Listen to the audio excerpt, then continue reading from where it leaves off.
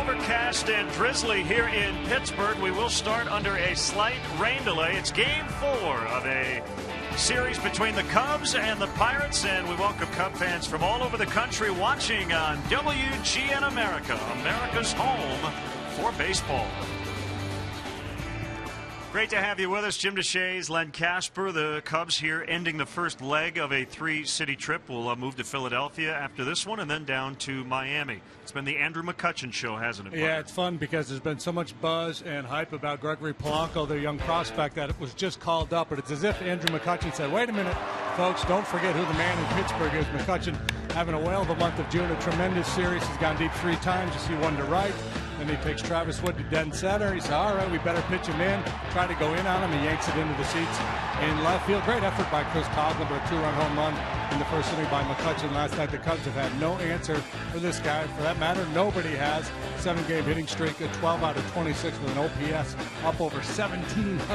Yeah, it's interesting. He was the MVP last year, and obviously his team winning 94 games played into that. Right now, the Pirates are under 500. But his OPS is about 60-some points higher this year than it was last year. And there's nothing he can't do on the field. He's 8 out of 8 in stolen bases. He's a tremendous defensive player. Hits for average. The power obviously is there as well. If he played in a smaller ballpark, he'd probably be a guy who could hit 30 home runs for you. Jeff Samardzija will go for the Cubs. Remember, he pitched here on opening day and was very good. He's usually good in Pittsburgh, and you see what he's done here lately. As a matter of fact, in this ballpark, he's been unbelievably good. 3-1 as a starter with an 0.61 ERA. As you look at his recent trend, picked up his second win last time out, beating Miami. Edinson Volquez will go for the Pirates. In his career, he's 5-0 against the Cubs, but they might have to wait him out tonight. He'll walk some people if you let him. That's always the key with Edinson Volquez. Pretty good stuff, really good curveball, but tends to be erratic. You got to be patient. You got to wait him out. He'll walk you and also make mistakes in the strike zone. He's allowed 11 home runs already this year. JD, the left-handed hitters have been really good lately. We've seen Nate Scherholtz kind of get out of his early season funk. Luis Valbuena probably in the best stretch of his career. And same goes for Anthony Rizzo. Yeah, it's been fun to watch. You know, Rizzo, we saw coming. You know, at times last year he was really, really good, but inconsistent. And you're just seeing the maturation of a young hitter with Rizzo. It looks like he's ready to take off, and I expect him to be very consistent from this point forward. A guy who throughout his career will probably give you 25 to 30 home runs, hit for good average. The on-base percentage, because of all the walks, will be among the league leaders. I'm not making any promises. That's just, you know, the way he's trending. And Valbuena is a curious guy for me because, you know, he's been around a little while now. He's always been kind of a part-time player, but it's been a pretty prolonged stretch now of really, really good from Valbuena. And in terms of Gregory Polanco, this will be his 3rd major league game. You can see the tools are there, and he's going to lead off tonight for the Pirates. Yeah, the only thing that's not there yet for him is power. I think that will come. He's a big, kind of gangly kid. They say he's got huge feet, big hands, so he'll probably put on weight. He'll add power. He already has a disciplined approach at the plate. He was able to work walks, command the strike zone in the minor leagues. He's got speed. He's got a big arm in the outfield. Yeah, he's a kid with all kinds of tools. That's why they're just giddy about the outfield prospects here with Marte, McCutchen, and now Polanco. All right, we'll take a look back at the highlights from last night's game. The Pirates winning 2 of the first 3 in this series. And again, Andrew McCutchen has been the man so far. We'll have the Cubs and the Pirates after a rain delay coming up.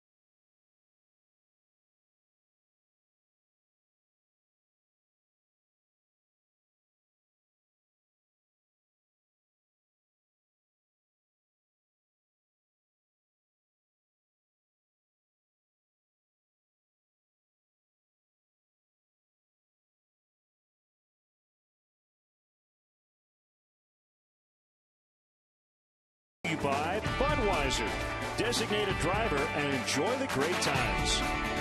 Ford, manufacturers of America's best-selling brand. Check out our best-selling lineup at your local Ford store or online at localfordstores.com.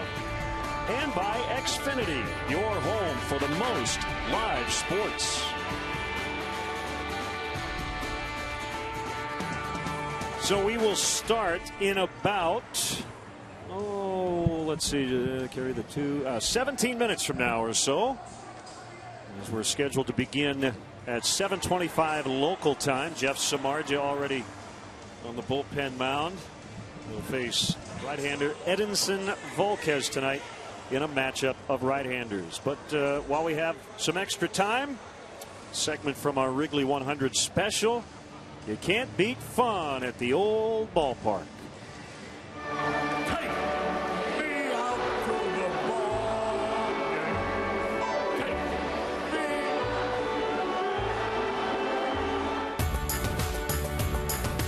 Every day is an adventure at Clark and Addison. The chance to see something you've never seen before and the chance to make a new memory. It's just full of energy. It's amazing. You can go on a road trip, you can lose 5 out of 6 games, and you're a little bit tired. You come here and you got 40,000 people here, and all of a sudden you're ready to go. Obviously, it's in a very, very vibrant neighborhood and community, and you're outside, you get off the L, and there's the crowds and all these people, and there's so much going on.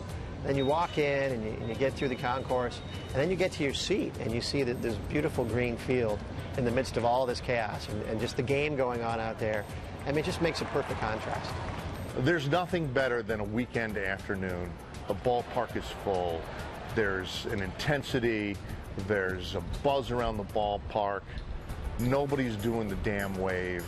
People are focused on the game. Well, some people are drinking to excess. I'll admit that. When I come back, it's like you can feel Wrigley from 2 blocks away. You know, you can see the people scuffling down the sidewalks and the excitement, and you can just almost feel it about 2 blocks away. It really is a special place to come every single day, regardless of who the Cubs are playing, what their record is, what time of the year it is. They're so passionate for this organization and for this team and the history that comes with it. Regardless how great a season we're having or how bad of a season we're having, when they see good baseball, they acknowledge it. Thank God I ended up being a closer, so I didn't come down until the 7th inning to get my pitching tips from some of the guys that had a few beers. But it was fun, you know, when you got out there, it was like the regulars. It's energy every day. Coming to the ballpark, going out on the field before the game, just seeing the fans and the bleachers and everywhere, how excited they are for the game. That's Wrigley Field. There's no automated clap, clap, clap. There's no noise meter telling them to get up. People are just responding to the moment. People come to Wrigley Field. They want to see the home team win. They get caught up in the magic of the ballpark. When Hollywood visits Chicago to take in a ball game or take a day off, there's only one place in Chicago to go.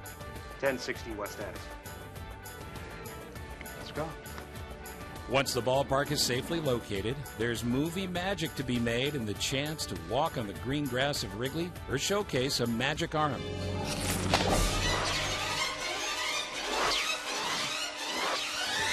Growing up, my favorite movie was Rookie of the Year. So when I got called up, I was looking for that big green door that he goes in, Henry goes in when he first gets to Wrigley. Come on in. Those doors opened for concerts in 2005, and Wrigley Field quickly became the place to play for some of the biggest names in music.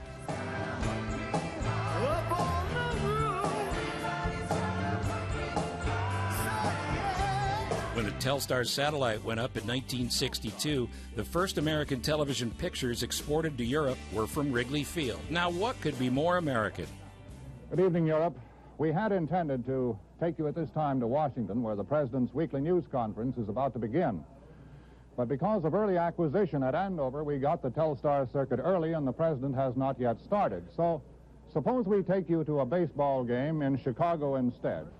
Ladies and gentlemen, we have just been informed that this baseball game is being seen in Europe right now over the Telstar satellite.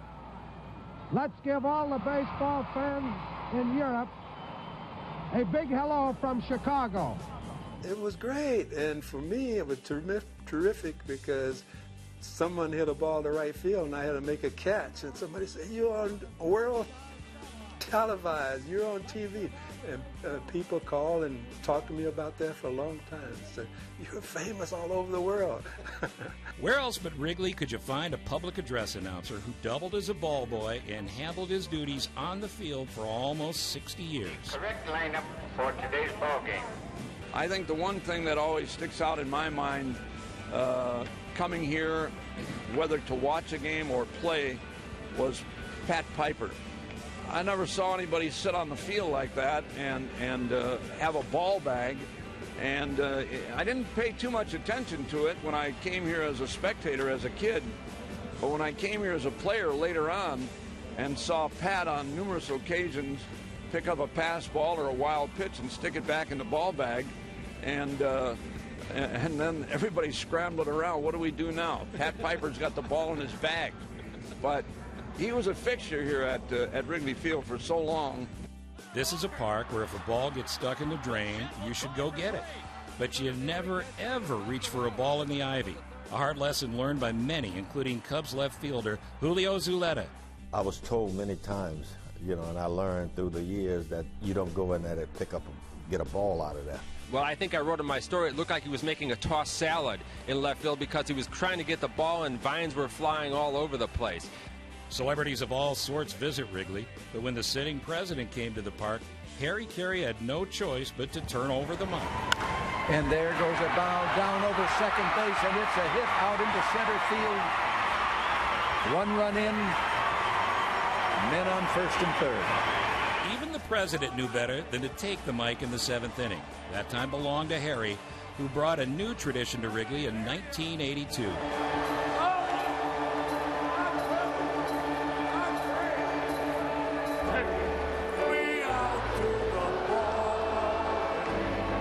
One of the greatest athletic feats in the history of the park was by a 58-year-old coach with 2 artificial hips who raced up the ramps at Wrigley, barreled into the broadcast booth, and cranked out the song in under 22 seconds. A 1, and a 2, and a 3. Take me out to the ball game. Take me out with the crowd. Bobby's happy. That's a great Georgia. Don't worry about the hips. Worry about the old ticker going there. That was a little too high for me. Yeah, they get a big kick out of me because I can't sing, and that's okay. I don't mind it. From Ditka to Dunston to Durham to DeCenzo, Cubs photographer Steve Green has seen them all in 30-plus years at the park. He loves his ivy-covered studio and loves the daily changes that come with it. The wind obviously affects the game, but for me, the light here changes. And as you know, watching a game during the day, the light can change totally from clouds coming out the lakefront, from where the sun comes across the ballpark. So I love that about it, and that's the thing that I'm most enamored with about Wrigley, other than the closest that we have to the game, is the way the light affects the ballpark. The people that work here, from the ushers to the grounds crew to the PR people, they all love the park, and there's a respect for it. There's a real pride in being part of this place. The game and the business of the game has changed totally, but the being here and being part of it has not. One thing that'll never change is no matter the record, a Cubs win always makes for a memorable day. Pat Hughes has the great line, it never gets old. And I think about that a lot when the Cubs have a lead late, even when they're not playing well in general. I almost get goosebumps thinking about it, but no matter where the Cubs are in the standings, you see that moment when the Cubs are getting close to a victory at Wrigley Field, and it never does get old.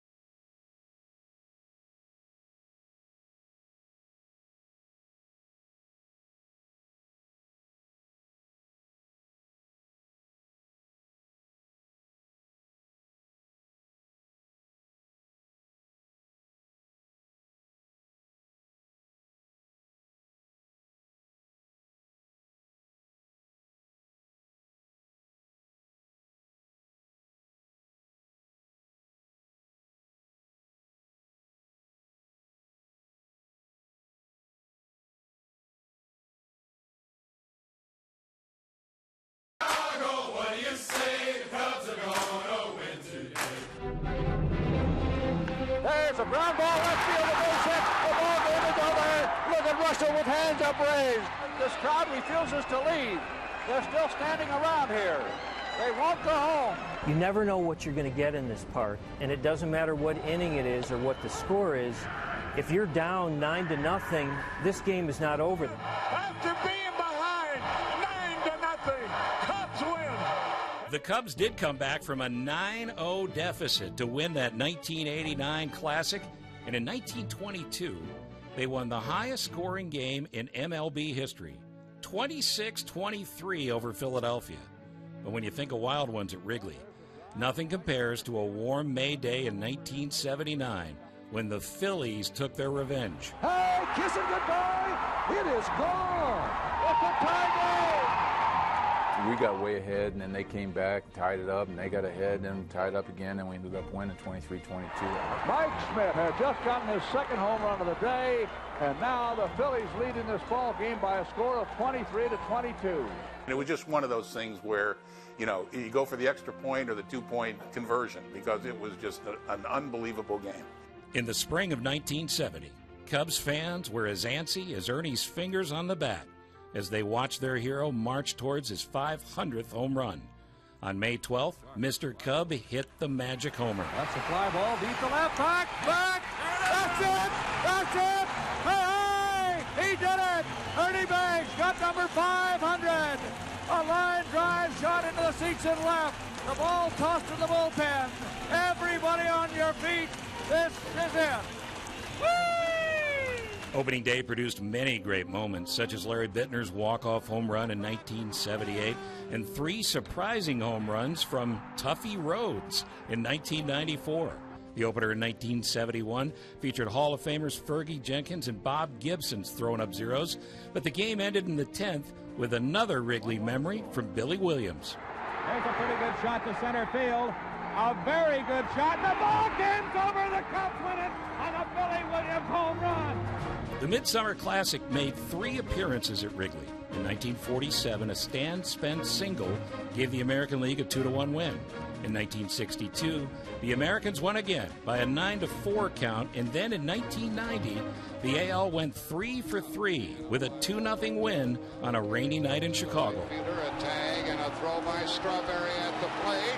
He is out on the most exciting play of the All-Star game. Another All-Star legend made his Major League debut at Wrigley in 1994.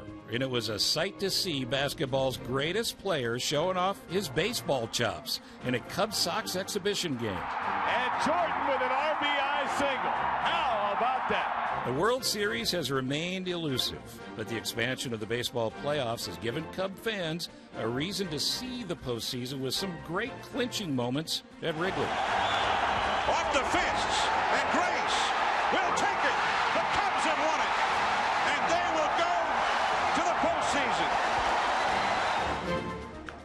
Double play ball, second base wide, on to first. The Cubs are the champions of the Central. Fly ball. Cubs are going to be the division kings. Edmonds will make the catch. Yes! Yes! Yes! Yes! 1972 was the year of the no-hitter at the park, starting in April when rookie Bert Hooton throttled the Phillies. It was a quirky day all around, with manager Leo DeRocher homesick and Cubs starter Fergie Jenkins spending the day in the broadcast booth. The way the fans feel, and I feel, I think that this young fella's got a better-than-average shot right here. Strike 3. It's a no-hitter. A no-hitter for the kid, Bert Hooton. And look at him grab him. Everybody pouring out of the bench. Fans racing onto the field. In September, Wrigley hosted a true rarity, a disappointing no-hitter. Working on a perfect game with 2 outs in the 9th, Milt Pappas didn't get a close call from home plate umpire Bruce Fremming, and he walked Larry Stahl. After jawing for several minutes, Pappas composed himself and finished the job. There's a high fly ball. Short right, should be caught. Fan zone's out there on the grass. He has it. It's a no-hitter for Pappas. A no-hitter for Milt Pappas. Those moments and many more featured signature calls from 2 amazing men. For 50 years over the airways, Cubs fans were treated to a daily dose of Wrigley Field baseball from two Hall of Famers, Jack Brickhouse and Harry Carey. It's humbling to just be in an area and in a ballpark where those guys work for decades and decades is something that it's hard to describe, hard to put into words, but I feel it every single day I walk into this park. I was blessed to have that opportunity and blessed to learn the game from like a Jack Brickhouse and a Vince Lloyd and a Lou Boudreau and those type of guys that taught us all as kids growing up in Chicago about baseball. But out there behind me in those bleachers, I see the greatest fans in the world. How do I feel about having been part of all this? I'm proud. I really am. I figure I'm one of the luckiest guys in the world because, first of all, describing my job itself, I've often said that I'm a good example of how in America, if you really put your mind to it, you can make a good living without working. Jack's successor never stopped working to promote the joys of a day at Wrigley Field. But you can't beat this ballpark for familiarity. The fans can see the expression on the face, can read their lips, can hear what they say to each other. It's great. Holy cow! Great stuff. And Chicago Cubs baseball in high definition on WGN is brought to you by Xfinity, your home for the most live sports. So we are set for Cubs baseball from Pittsburgh, but first let's step aside and see what's coming up on WGN.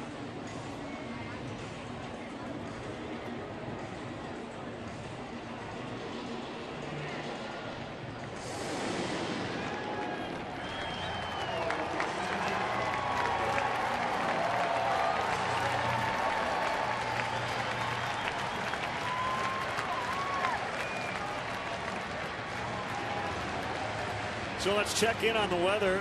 Delay last night. We got started an hour and 38 minutes late. But right now, comfortable 74 degrees. And we are ready to play ball. Fourth and final game of this series. Jeff Kellogg, the crew chief, gets home plate. Dan Bellino, Chicago native, at first. Tom Woodring at second. Scott Barry is over at third. And let's check out the Cubs lineup brought to you by Mazda, the 2014 Mazda 3 with seamless connectivity. Bonifacio, Lake, and Rizzo will start things. Castro, Valbuena, the red-hot third baseman. Sherholtz and right. John Baker will catch. Darwin Barney, good numbers against tonight's Pirates starter. And Jeff Samardzija, the pitcher, will go ninth. And the Pirates defensively this evening.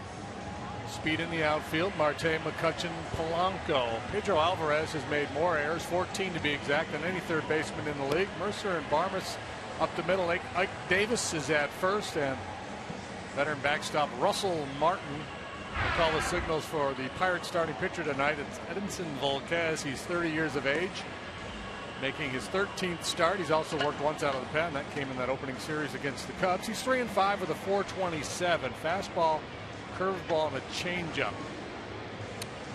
And his whip is good, better than league average, which for starters is right around 1.27. OPS also better than league average. He's throwing more strikes this year than he has in the past, right at league average in terms of his walk percentage. Typically he's a couple ticks higher than that. He's not striking out many. 48 punch outs in 71 2/3 innings for the veteran right-hander.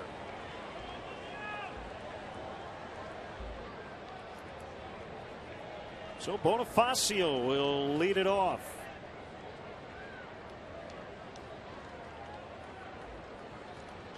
Cubs are 3-6 against the Pirates this season. Alvarez in on the grass at third. Davis pulled in at first. And here we go. It's a strike. 93 on the heat from Volquez. Yeah, he can get 95, 96, but generally will sit around 92, 93. Throws a four-seam and a two-seam fastball. Ground ball to short. Whoop. Bonifacio's down. Mercer will throw him out. Well, what happened? I followed the ball. I followed the ball too, and I looked up and he was on the ground rolling. Looks like he's reaching for that oblique or low back.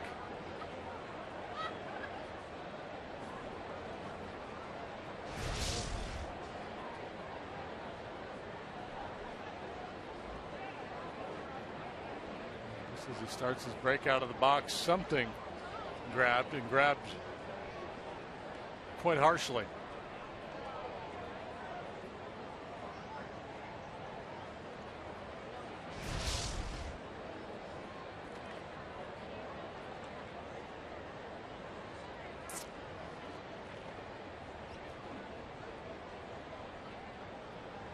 He is in a lot of pain right now. Not a good way to start a ball game.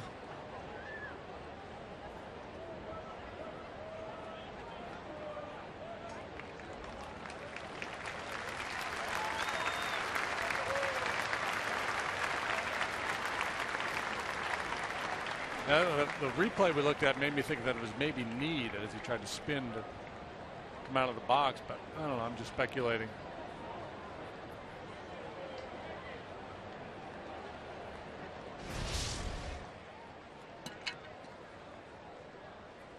Yeah, it was kind of an awkward twist there. The Pirates stopped. Everybody saw him fall immediately, and Jordy Mercer, the shortstop who fielded the ball, hesitated before throwing to first.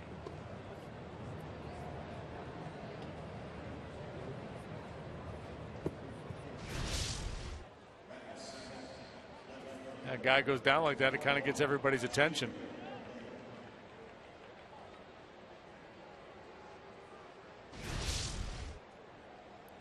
So it looks like Chris Coughlin will probably come in and play left, and Lake will move to center.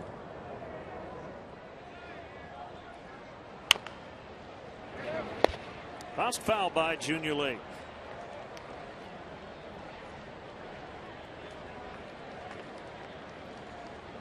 And remember, this is a ball club that starts every night with just a 4-man bench.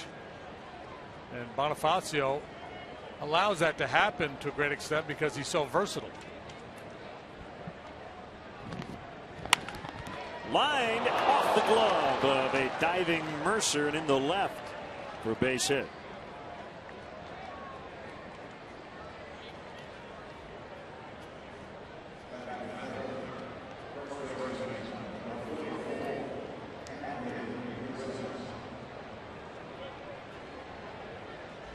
Here's Anthony Rizzo.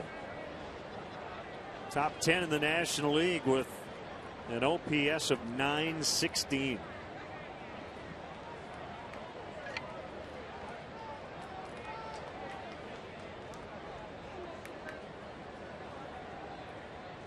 Big overshift to the pull side on the infield. And ball one on Rizzo.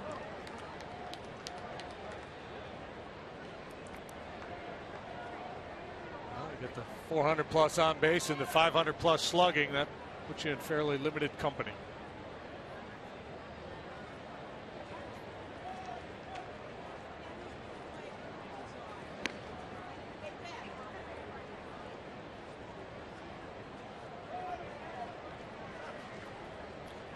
Marquez uses his curveball a lot. As a percentage, only Josh Beckett and A.J. Burnett throw more. He also throws his changeup a fair bit.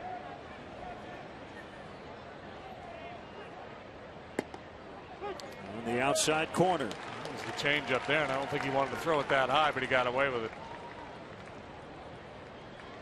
He's 3 out of 4 so far against Volquez.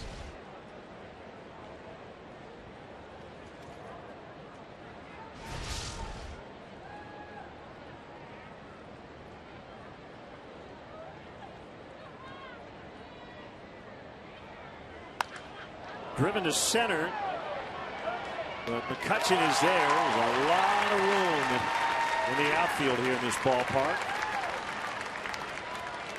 Lake back to first, 2 outs.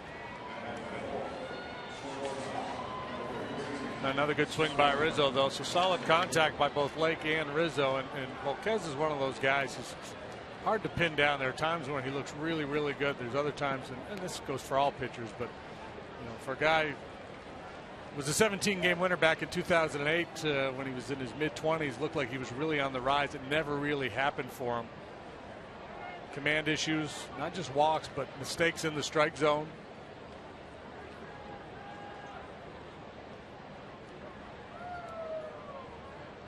Castro, who comes in with an OPS of 763. That's very much in line with his career, excluding last year.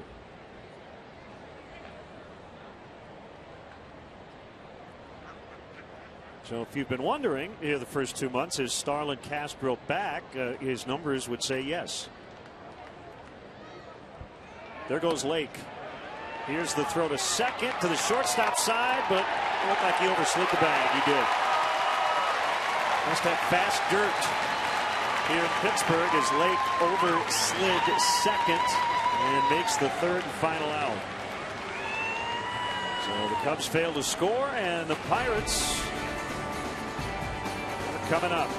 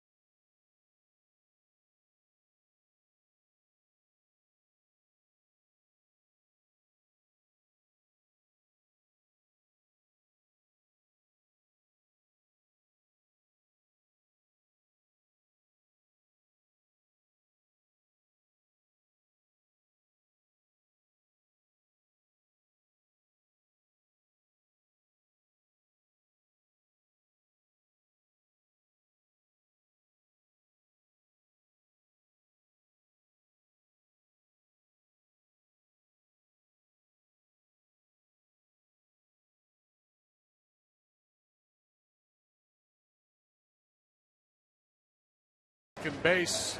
Russell Martin throws a little bit on the shortstop side. The default play for most base stealers now is to go head first. And Barmas keeps that tag on him as he slides by. If he just slides in hard feet first, he's likely safe.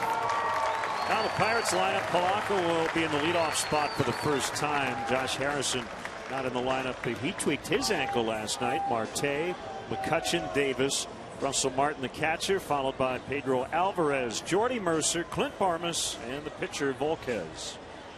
And the defense for the Cubs. Coughlin now in left. Junior slides to center. Shearholtz gets to start in right. Balbuena, Castro, Barney, Rizzo third to first. John Baker behind the plate. Jeff Samardzija with a 2.54 ERA. Good for 6th best in the National League. Goes for win number 3.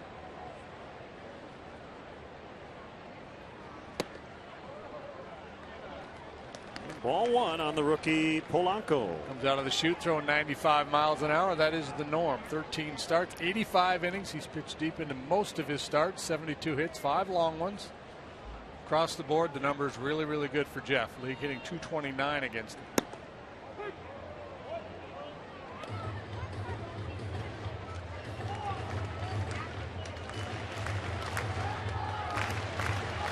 Jeff's last 3 starts in this ballpark, pitched 22 innings and allowed 1 run. Is that good? That's good. It's a home away from home for him. He likes it here. Polanco last night actually drove in the game-winning run. And you see what Samardzija has done here at PNC. Yeah, look at these. A minimum of 5 starts. Here's the leaderboard. So coming in, you had to feel good about this with Travis Wood there, $191, and what Samardzija's done here, pretty remarkable. How many 3-1s do we see? They got him at first. It was close with Samardzija on the mound. I bet you we've got about 4 or 5 3-1 putouts. Seems like there are a ton of ground balls to Rizzo. Yeah, absolutely. Well, he likes to throw that splitter to the left-handed hitters. That's a pitch that gets hit on the ground a lot. You have to play with a sense of urgency with Polanco going down the line. Close, but Samardzija able to beat him by just a whisk, a little wee bit there. Polanco. He's like a track man. Long striding.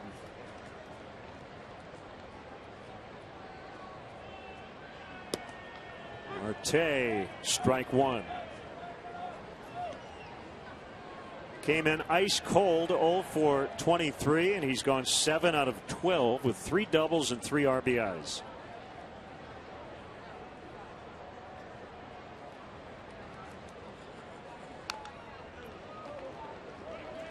Look a little deeper at Jeff statistically.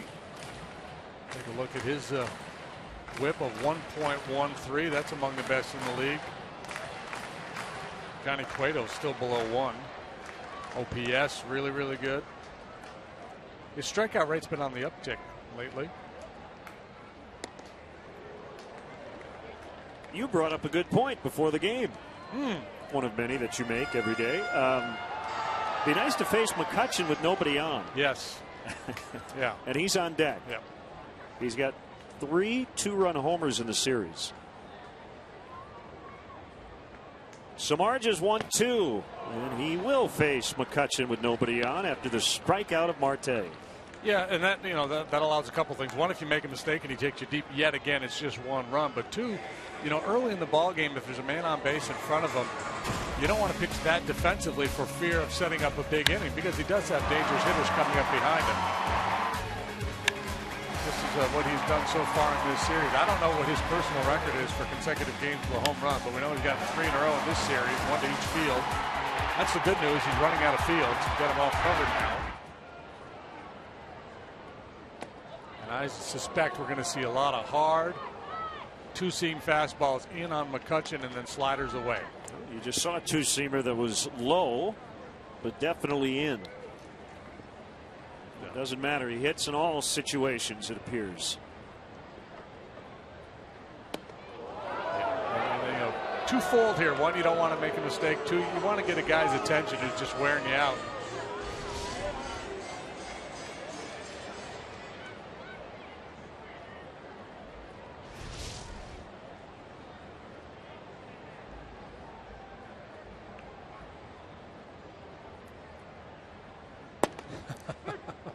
McCutchen maybe thought he had a target on his back. That's the other thing. Now, after those 2 inside pitches, he's not sure what the intention is. Unfortunately, they didn't get he did get the call. 2-1.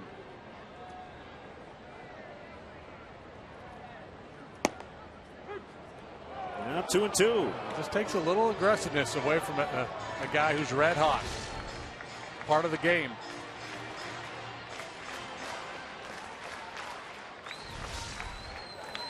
He's hit both corners here with the last 2 pitches. Deep exhale. Here it is. And he strikes him out. That's a good start for Jeff tonight. 1, 2, 3. Go the Pirates.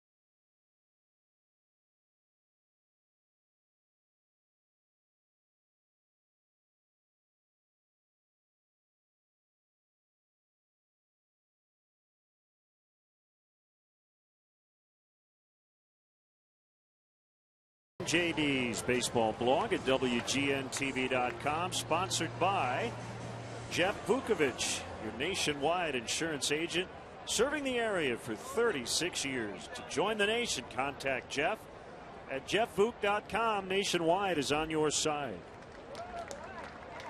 Castro was at the plate when Lake got caught stealing to end the first. So Starlin will lead off the Cubs second. 1 ball, 1 strike. 21-minute delay before the first pitch. On the second pitch, Emilio Bonifacio injured himself on a ground ball to short. Never did get out of the batter's box. Still waiting a word from the Cubs clubhouse in terms of what actually happened, but it didn't look good.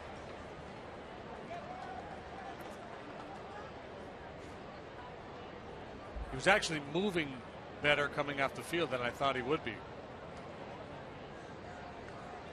Jeff Kellogg looks like he's going to call the high strike here tonight. Nice pick on the backhand, the short hop by Alvarez, and he throws out Castro. But first, let me take a selfie. Tweet us your Cubs selfies and hashtag WGN Cubs. So back in what, 1986 or 7, you took a selfie from your baseball card. You're reaching out and taking a picture of yourself. Yep, I had the early. I was an early adopter of the new technology. That's how you can reach us.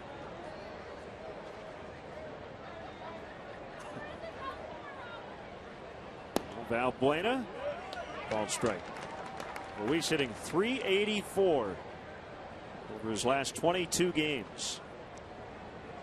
3 hits last night. And a base hit to right. He's automatic. Wind him up and let him go.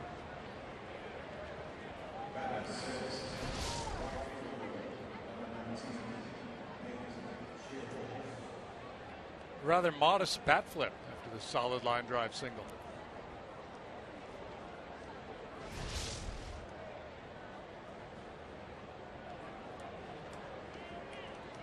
Valbuena's in one of those grooves. Whenever he gets down to first base, the first baseman says, man, it's not that easy. Come on.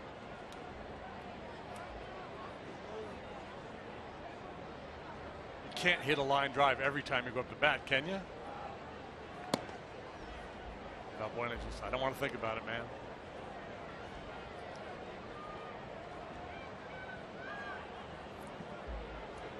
One 1-0 on Nate Scherholz.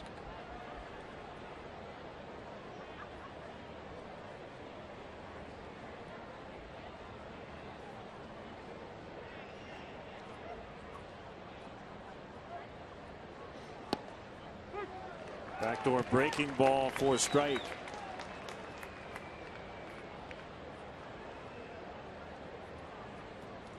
Fly to Philadelphia after the ball game tonight. Start a weekend set tomorrow night. Hopefully the rain will not follow us.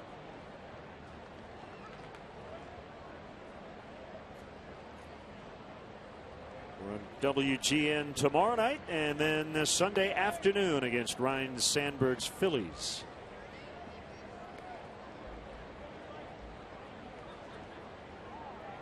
Who's pitching this weekend, you may be wondering.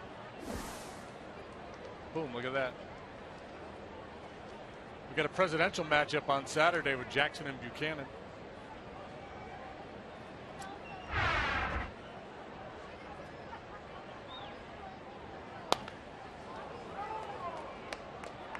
One and two on Nate. You mentioned line drives. Uh-huh.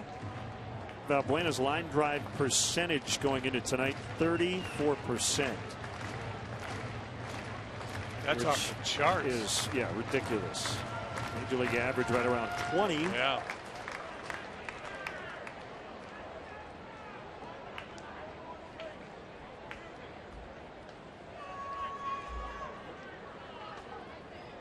Pause by Volquez, slide step in the pitch, and another one bounced foul. Yeah, well, and obviously line drives become hits much more frequently than fly balls and ground balls do.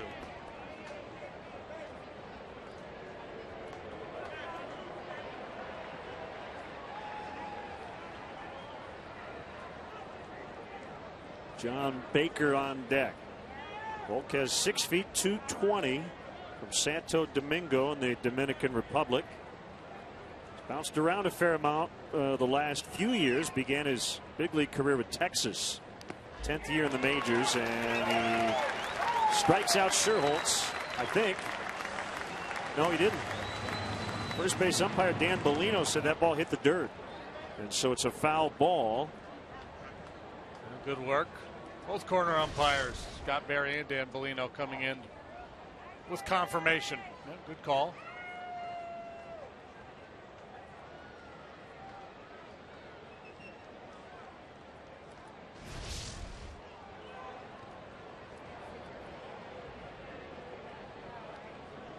And when I say 10th year in the big leagues, he didn't have a lot of time early on with Texas.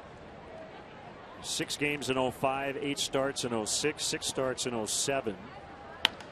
Ground ball. Alvarez to the shortstop.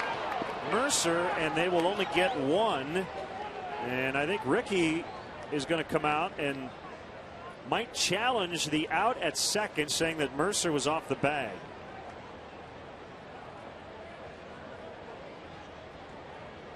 He's doing the manager moonwalk.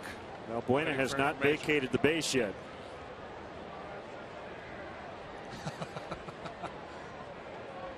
They're good. No challenge. I'm wondering if maybe next year they'll go to a system where the manager could just kind of throw out a flag. Yeah. Or let's see. An errant throw, good call. I think he had the base as he caught the ball. Neighborhood play wouldn't exist there because of the errant throw. They'll give the guy a little room to tiptoe around the bag if it's an accurate throw, but if the throw pulls you off, then you should be ruled safe. Even just a hand signal, you would think. Ricky could give him a thumbs up or whatever. Some kind of a little yellow card to say we're thinking about it here in the dugout, and then a green card we're definitely going to review or whatever.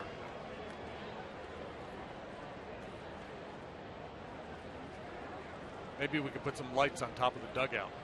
Push a button. Swing and a miss by Baker. It's 1-1. Both he and Volquez were with San Diego last year, as was Rick Renteria. Volquez really started his career in earnest with the Reds in 2008. He was acquired in the Josh Hamilton trade. Right, and that was the deal, right? They were both all-stars that year for their new clubs. And it was, wow, what a big deal, you know. An ace pitcher, front line, future MVP, position player. And Volquez just stopped being that guy. 17-game winner in 08 with a 3.21 ERA.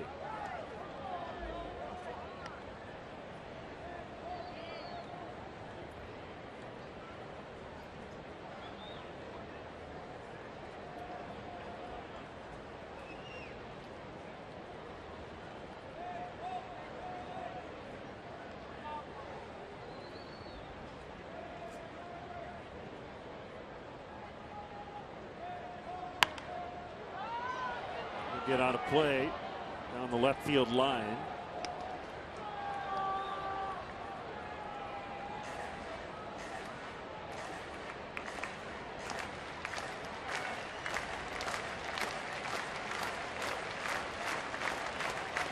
It's interesting, in games he has started, he has won 56 times.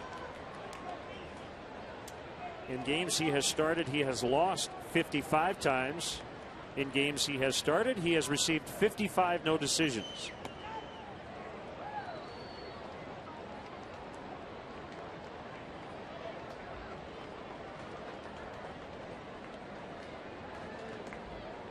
So based on his career, anything could happen tonight. Anything. Casey Stengel, one of those old timers, said, well, it's a baseball game. You're going to win, you're going to lose, or it's going to rain. Don't overthink it. McCutchen over toward left center to end the inning. JD was taking selfies back in the mid-'80s. You should send some to us.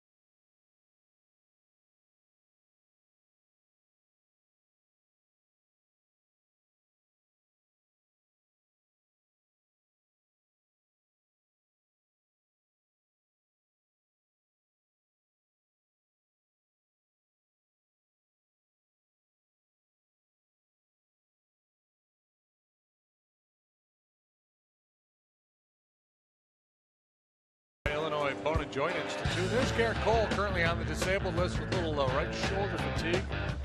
Going off flat ground there. He did a bullpen as well today. They're not overly concerned about Cole. Just going to shut him down and give him a little rest. Illinois Bone and Joint Institute, helping you move better so you could live better. Visit IBJI.com. And almost on cue, the word from the Cubs is that Bonifacio has a right rib cage injury. Don't know how serious it is, but as we said, it looked pretty painful. Ike Davis quickly in an 0-2 hole.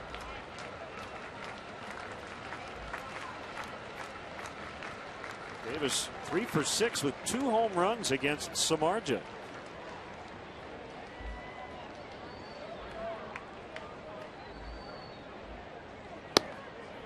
Oh my.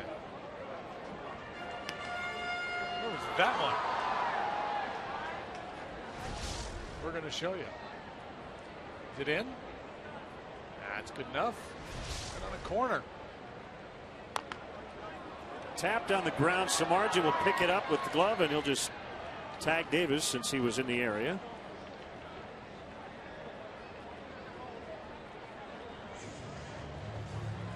Visit WrigleyField100.com to find out all the Cubs have in store for the next homestand, the 1950s celebration. 10-gamer, Pirates, Reds, Nationals. And a rare split doubleheader on Saturday, June 28th. Tickets are still available. Go to Cubs.com to purchase your seats today. Russell Martin up toward the gap. That ball is right at the base of the wall. And he's got a double.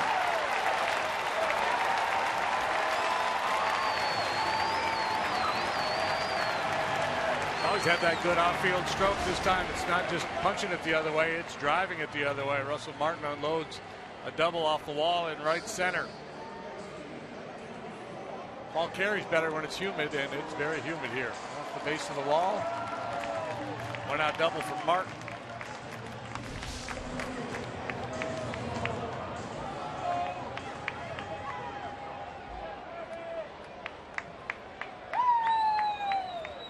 Here's Alvarez after the Pirates' first hit of the night. Alvarez's strikeout rate is down 22% of his plate appearances, almost 30% in his career. But usually when one number goes down, you look at some other things. His slugging is also down. 415. It was over 470 last year. So some people may just look at it and go, well, he's having a good year. His strikeouts are down, but it has cost him a little bit of power as well. Swing and a miss.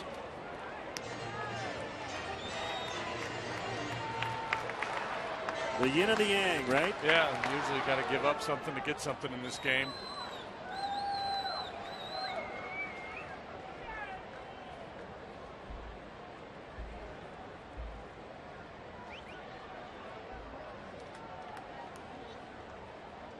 Could see that coming all the way as we just talked about it.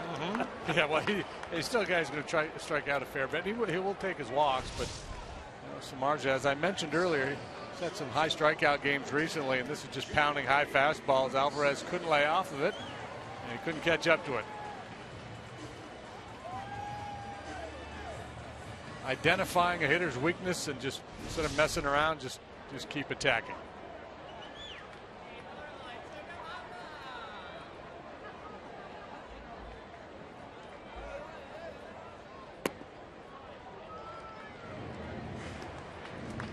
Ball one on Jordy Mercer.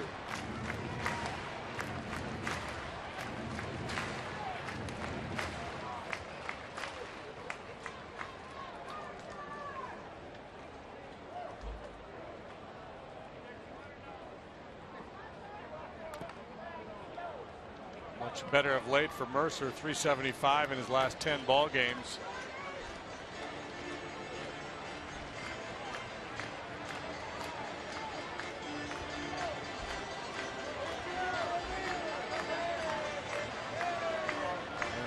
A couple of home runs, had a 3-hit game here yesterday.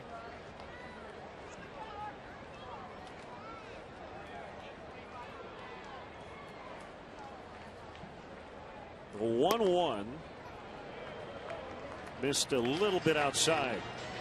I expect Mercer to be a pretty good offensive shortstop. He had 285 last year. Stole playing time away from Clint Barmas. Barmas considered the superior defender, but Clint has really struggled with the bat in the last few seasons, so Mercer has taken over because of what he did last year and what they expect he can do this year.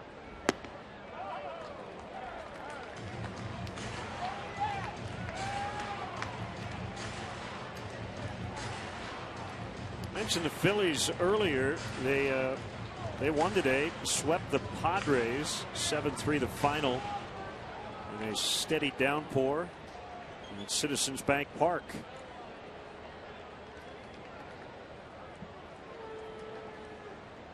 Big series for Reed Brignac.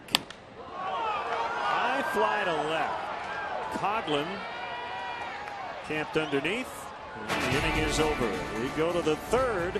0-0.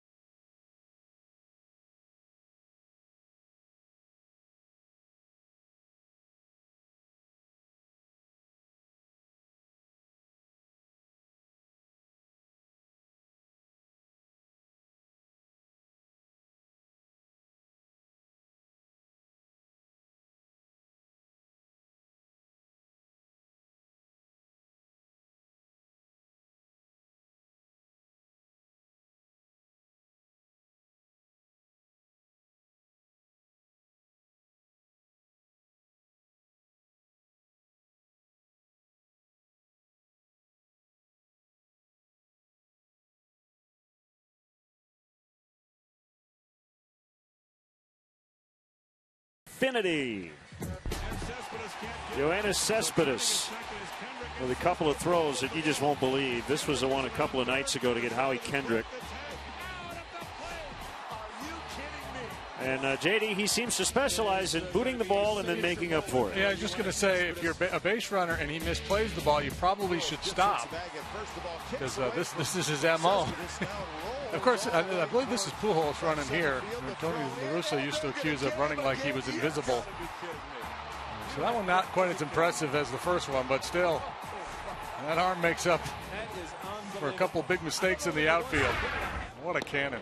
Xfinity, your home for the most live sports. So a lot of people, as a result, talking about some of the greatest outfield throwers in baseball history.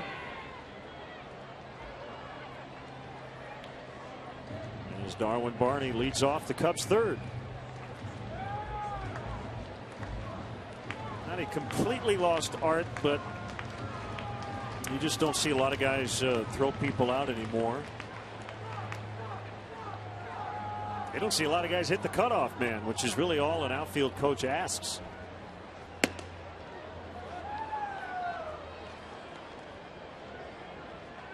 Yeah, and I think that's, I think as the game has evolved, clubs have gotten a little bit smarter and asking their guys to make sure they hit cutoff men to keep those back runners out of scoring position. So maybe it cheats us out of some of those big dramatic throws home.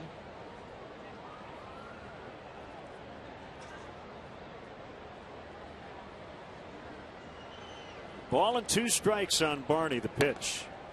2-2.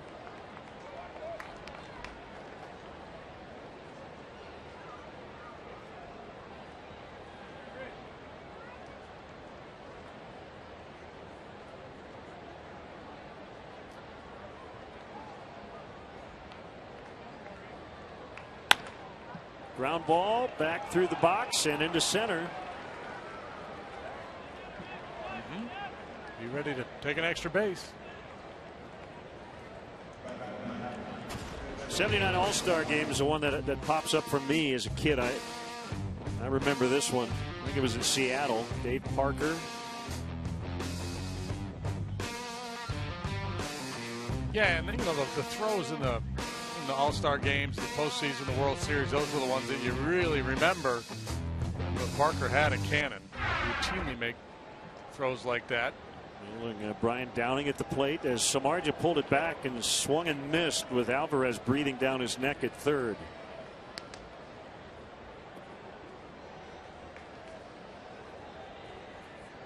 We are family Pirates. We're right above 7. Oh, yeah.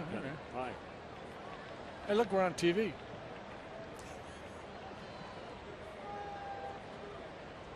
Alvarez way in. And Jeff kind of leaned back that time and spun it foul.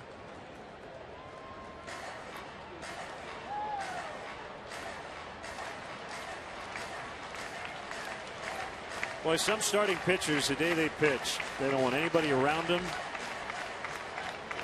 They have a blank look on their face as they try to get their game face on. But Jeff Samardzija, just like he is every other day, he was watching the World Cup with his teammates. As Alvarez will fire it to Davis for the out. They've had a nice run of big arms in the outfield here. Roberto Clemente, of course, in his day, there was none better.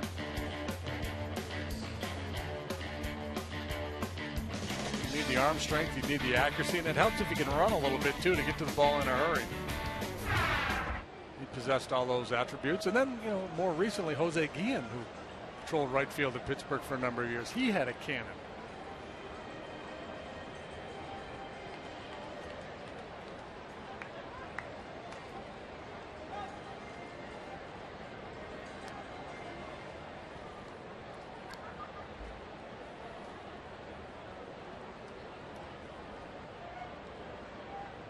So Barney at second, presenting the first run of the ball game. See if Coghlan can knock him in.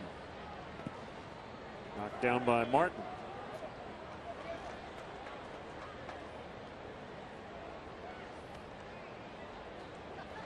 We mentioned 08. That was Volquez's big year. Then had Tommy John surgery the following August. And then in 2010, while on the DL recovering, he served a 50-game suspension for violating baseball's drug policy.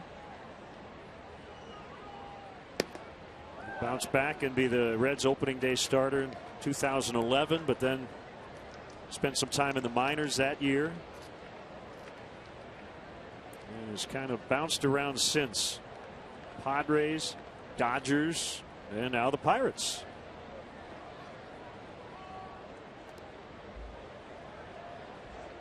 And we saw him in San Diego last year, and the Cubs jumped all over him. 2-0. 3 balls, no strikes. Lake on deck. Coghlan did not start the game. He came in for the injured Bonifacio. Back in August of last year, Volquez 2/3 of an inning allowed 6 runs, 5 earned. Got no decision. That's the game where Edwin Jackson started, and Padres rallied against him. And he walked him. Who's up next in our parade of big-armed outfielders? How about the Hawk? Another one of those guys who had center fielder's speed but a right fielder's arm. And how about that for throwing a strike? Don't even try it, Mitch Webster. Don't even think about it. You gotta be kidding me. I'm gonna challenge the Hawk.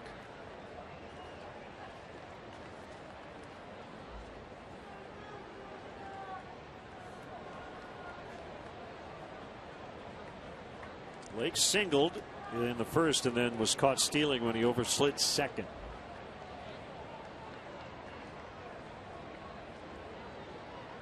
Two on, 1 out. Fouled back.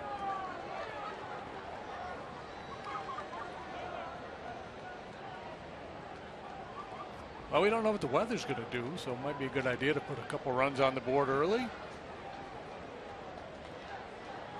In case we don't manage to get 9 innings in tonight.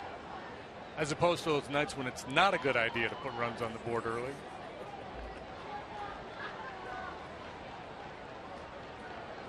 Fellas, whatever you do tonight, don't score early. We're going to sneak up on them.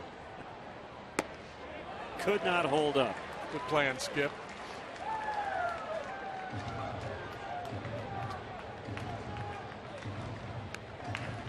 Volquez very deliberate.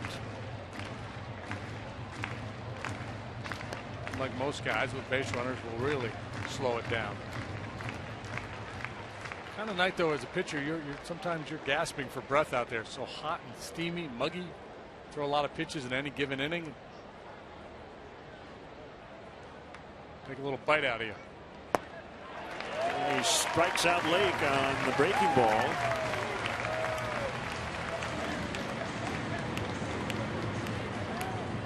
Bonos.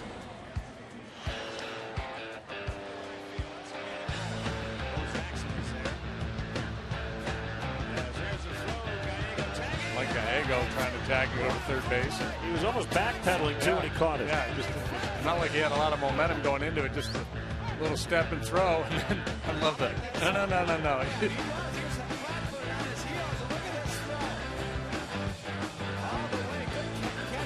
Tom Pachoy. I gotta say, good call, Wimpy. Yep. In the dirt to Rizzo. Well, Bo had the throw, member, from left center all the way home. I think it was out in Seattle. Recent vintage, Jeff Francoeur, Rick Ankiel, Ichiro.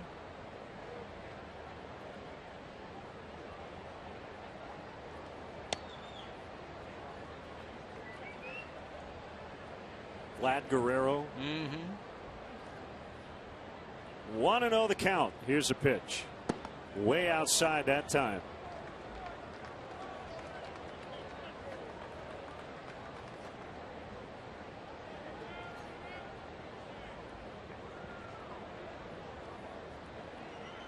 All right. Yeah, see the sweat dripping off the bill of his cap. Yeah, he's got that real flat bill. And a lot of perspiration on a humid night. Yeah, might need to put some gutters on there. Change up. It's a good call by Russell Martin.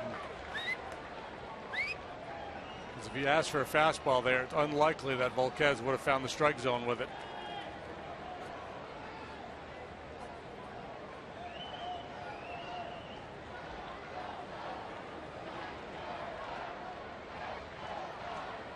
Swing and a miss on another change. 2-2.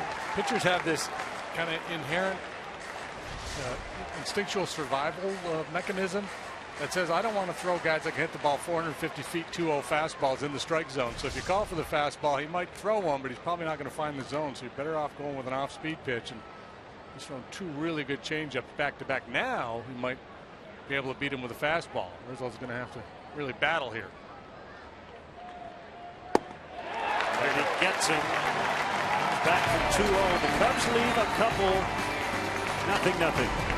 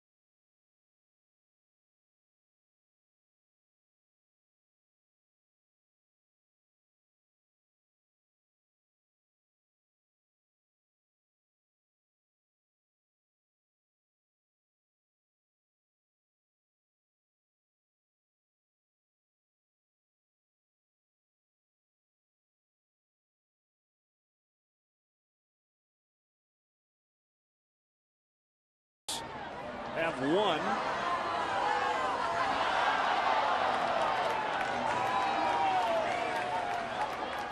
Barmes, Volquez, Polanco. It's the Cubs ace. He kicks and delivers a strike at the knees on Barmes. Clint 0 for 11 against Samardzija. Neil Walker on the DL after an appendectomy. And Josh Harrison might be available tonight, but he tweaked an ankle last night and had to come out of the game. Walker having a nice year, too. And hitting for power.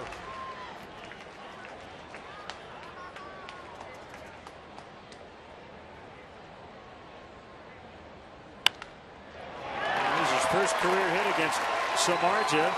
Barmes around first, hustling towards second, and he's going to make it. Clint Barmes, a solid pro, really knows how to play the game. He's a smart player. And that's the thing about playing in this ballpark. You always got to press the issue. Outfielders have a long way to go to get to baseball. So you come out of that batter's box, don't assume one, think two.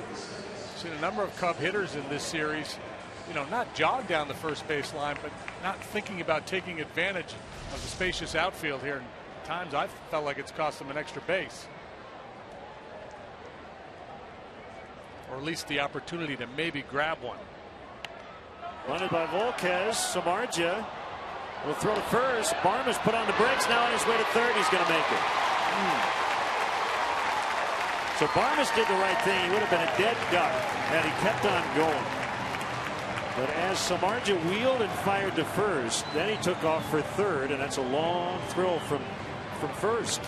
Yeah, boy, and again, we talked about the headiness of Clint Barmes. How about this? He knows he's not going to make it, so a couple hard steps back, assuming he's going to draw a throw to second, and he turns around and hustles right to third. Either way, he's probably going to beat that return play. This is just great heads-up base running. Very creative stuff from Barmes.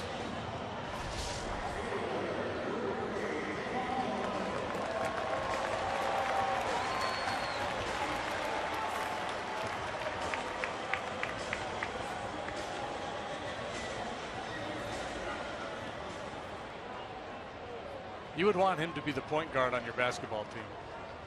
He would always make the right play.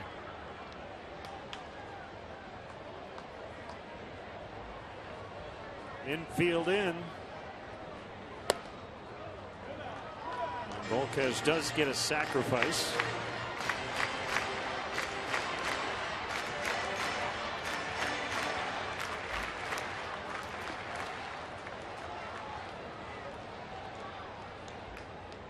Jeff had to do it all over again. He would have had more time to make a play on Barmes.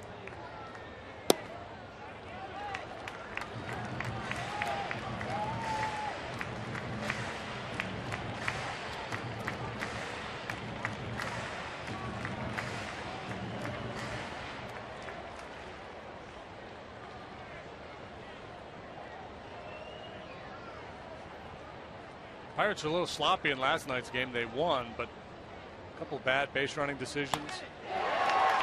In the air to right. Barmes tagging. Sherholtz makes the catch. Can he throw him out? He is out. Nice timing, Nate Sherholtz.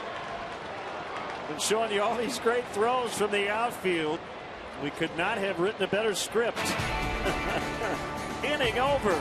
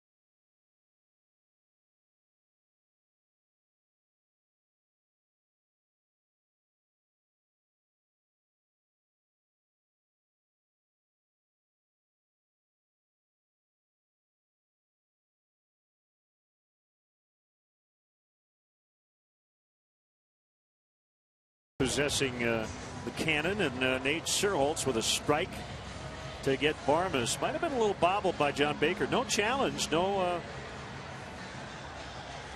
Yeah, look like a little bit of a regrip at the end by Baker, but give him credit too. This is not an easy hop to handle. Nate Sherholtz fundamentally sound out there. He gets a great throwing position. Got a little in between hop that Baker had to handle. Can't really see it on those two looks, but in the last inning of that first look, he kind of regripped it just a little bit. I think it was the right call. I like regrip instead of bobble. Yeah, that's a good way to put it.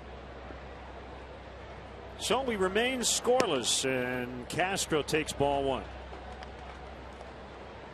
And then I also wonder if Clint Hurdle would consider hey, my guy didn't have a lane to run to. We've seen that argument put forth this year a couple of times. The ball was there when Barmes got to Baker, it appeared, so no controversy. Just a 9-2 double play. Good old-fashioned hard ball. Right field, that's where the big arms roam. The 2-0 pitch to Castro's bounced past the mound, but it won't get by Mercer. Cub fans, if you want to manage the game along with Rick Renteria, log on to WGNTV.com. Right now, click on the WGN Sports Game Zone banner to connect to all the up-to-the-minute stats and information while you're watching from home. Game Zone is sponsored by The Great Escape. They have pools, patio sets, play sets, hot tubs, and more. They don't have jarts, though. You can't get jarts there. Don't make those anymore.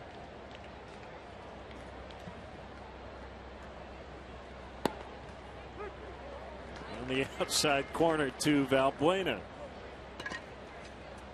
Remember last night I was talking about we used to play that game, the sacrifice fly, throw the ball up off the garage, and guy would tag, about 20 feet, slide home. We used to play jarts in the backyard too. That's why I was thinking of that. Yeah.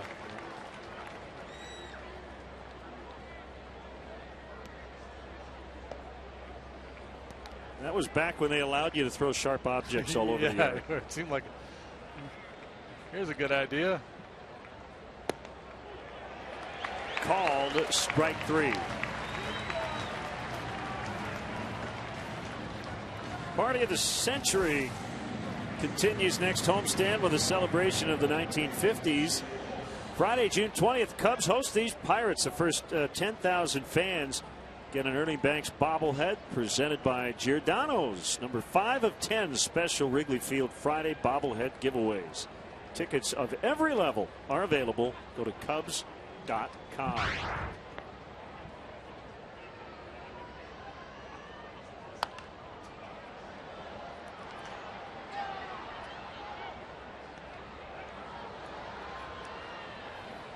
Strike on Scherholtz.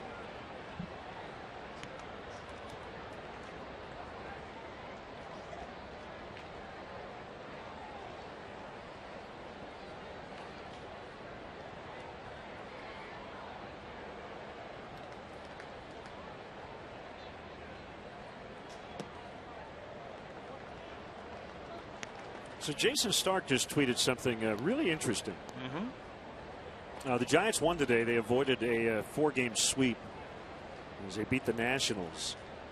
And Jason tweeted, today was Tim Hudson's 5th start with Jerry Davis working the plate.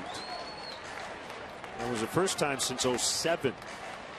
In those 5 starts, he's 4-0 with a 0.79 ERA. Might just be coincidence, but I know on Baseball Reference you can look at umpires and pitchers and how they match up.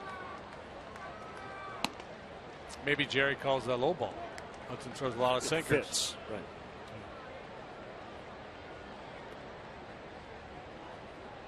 Funny though, because Jerry doesn't have the reputation of being a pitcher's umpire. Well, Tim Hudson would disagree with that. Yeah, Hudson. He's got a good vibe when Jerry's back there. The 2-2 from Volquez is grounded to second. Candy hop for Barmes.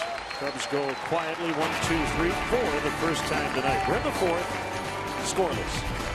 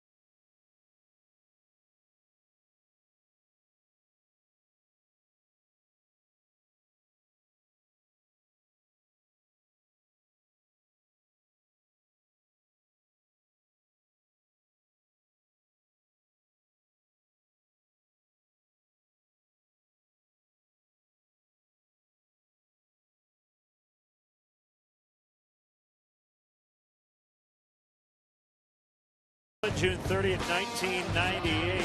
Sammy with a hop. Major League record 20th home run of the month of June.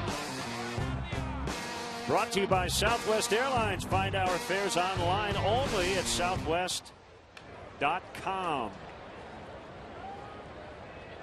Scoreless tie as the Pirates bat in the fourth. We started 21 minutes late due to rain. Cubs lost their leadoff man Emilio Bonifacio 2 pitches in with a right ribcage injury suffered on a swing. And I guess Ryan Sweeney is not in the Kane County lineup tonight as he's on a rehab assignment, and that might mean he could be headed to Philadelphia tomorrow. We'll see.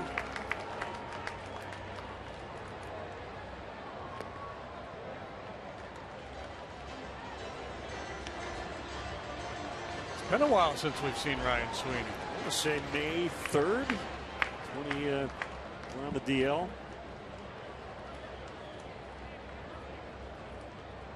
Hamstrings, groins, obliques, they tend to linger. Bounce to third. Fair ball. Valbuena to Rizzo. Jeff Samardzija set the tone early in this ball game. 1-2-3 first inning. The way he pitched Andrew McCutchen, most impressive. This guy's been wearing out Cubs pitching throughout this series. Little sinker in. Then that one jackknifes him. That gets his full attention. McCutchen's bailing out on the 2-0. Samardzija working quickly, basically on the attack, saying, okay, big boy, here you go. I'm coming after you. High fastball. That's a little bit of a hole from McCutchen. And just impressive stuff. Two highly skilled players, and Samardzija wins that battle. They're going right back in there. 98 on that fastball. Samardzija has worked around 2 doubles, a 1-out 2-base hit by Martin in the second, and a leadoff double by Barmes in the third. Swing and a miss on 98. Definitely speeding him up. Powering that fastball in there at 98. Jeff recently got a haircut. That's about as short as you'll see that mane.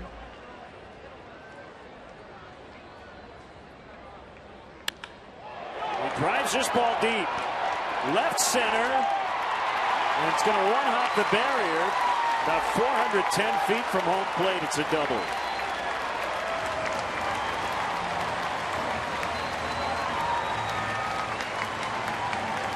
That's pretty interesting. Samardzija beat him. This time they're trying to go away, and he doesn't get it out there.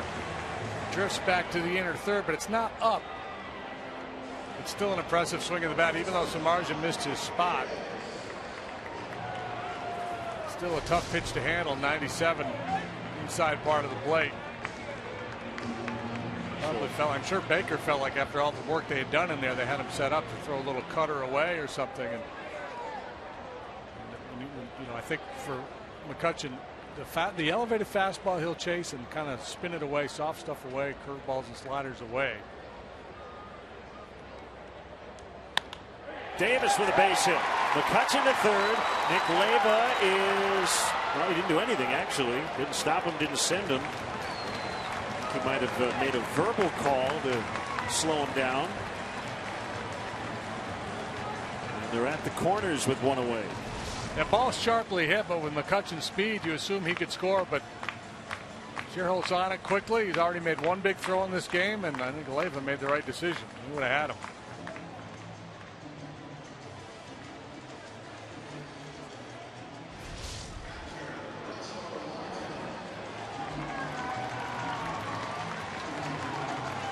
First non-extra base hit. 3 doubles and a single allowed by Samardzija tonight. Double play depth around the infield. McCutchen at third, Davis at first. And the pitch to Russell Martin is out of the zone, ball 1.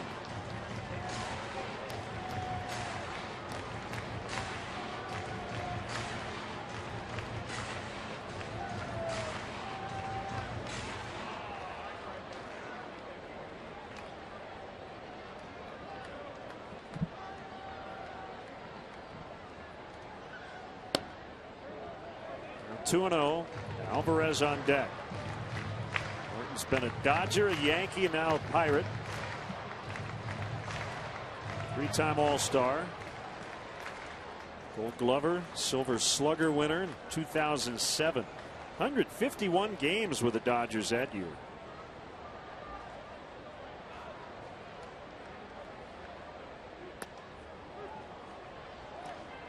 It's a catching-rich division for sure. Jonathan LaCroix is doing it in Milwaukee. Yadi Molina considered the best defensive catcher in baseball. Devin Mesoraco on the rise in Cincinnati. Wellington Castillo, who happens to be on the disabled list right now for the Cubs. A pause before the pitch. That one just punched down the right field line. It's going to land fair. And it's going to bounce out of play. So that does Samardzija at least a temporary favor. McCutchen scores. Davis, however, has to hold it third. And it's 1-0 Pirates.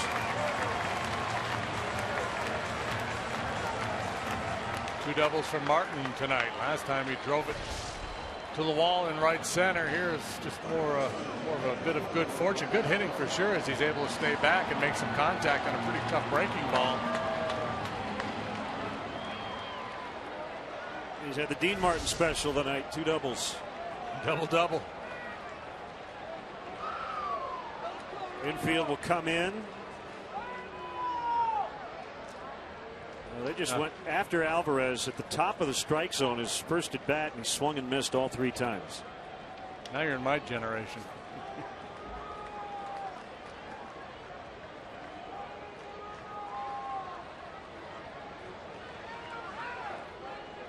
Here it is.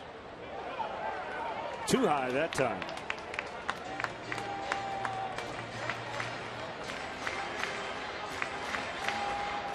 You know, Volquez pitching a good ball game. The Pirates have a very good bullpen, so it kind of shortens the game a little bit. And I think they're going to be really careful here with Alvarez with the base open.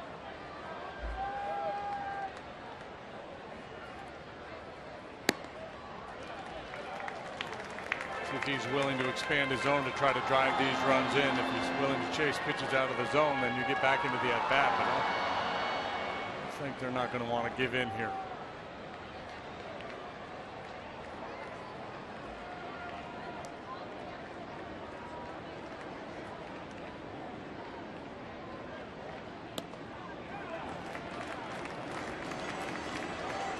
Not easy for Samardzija to do because it goes against his nature. He is so competitive. The idea of pitching around anybody. They will just intentionally throw ball four. That will make the walk officially intentional. On Saturday, June 21st, play catch in the outfield, hit in the batting cages, or relax in the dugouts at Wrigley Field during Catch in the Confines, presented by Advocate Children's Hospital. Tickets include a personalized photograph, baseball, and a Wrigley Field 100 DVD. All proceeds benefit Cubs charities. For more information or to purchase tickets, visit cubscharities.org.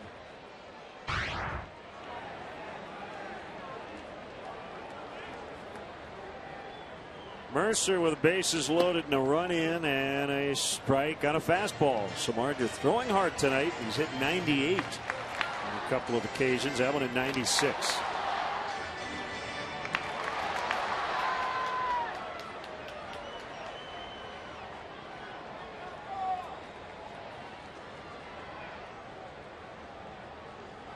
Here it is.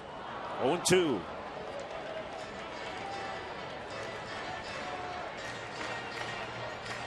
Nothing for 9 so far with the bases loaded in his brief career.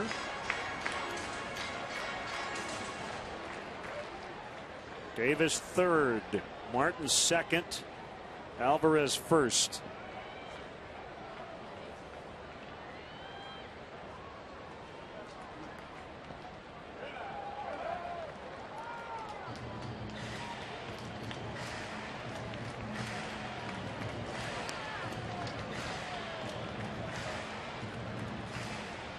Some ominous looking clouds this week. We had a heck of a thunderstorm around 5:30 last night.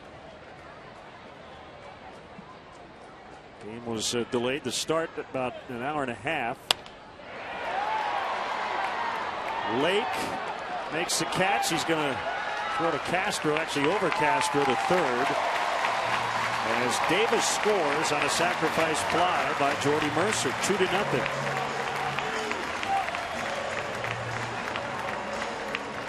Good at bat there by Mercer after being down in the count. No balls and 2 strikes. Thought after that first slider they might take a shot hard in with a fastball. The ground ball, try to get 2.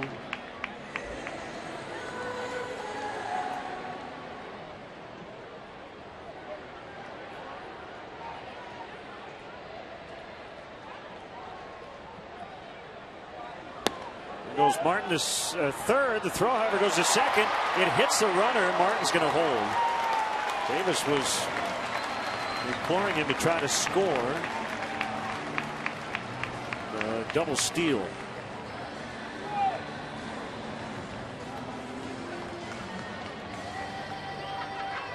Or rather, Alvarez. I said Davis. Davis just scored. Huge jump by Martin. No chance to get him. Alvarez taking his cue from Martin, heads into second. Pirates pretty aggressive here. They're not holding him at first base, so that gives him an extra step or so. Another intentional walk with the pitcher Volquez on deck.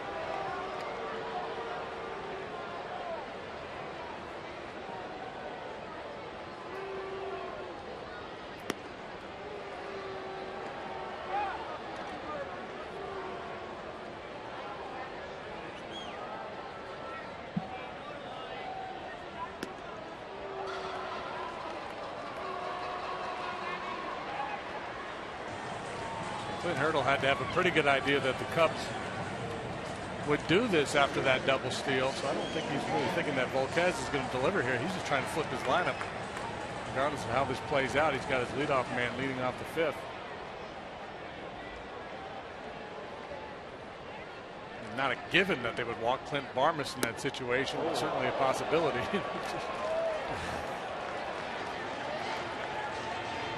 Well, even Volquez has to smile. Well, the only way he's going to catch up to Samardzij's fastball is to really cheat.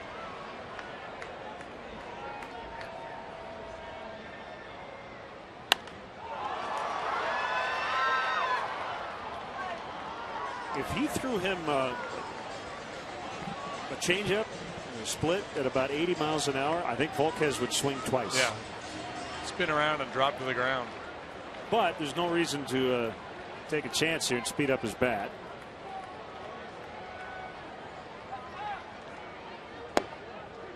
Right down the middle on a fastball to end the inning. But the Pirates get the first 2 runs of the night and lead 2-0 after 4.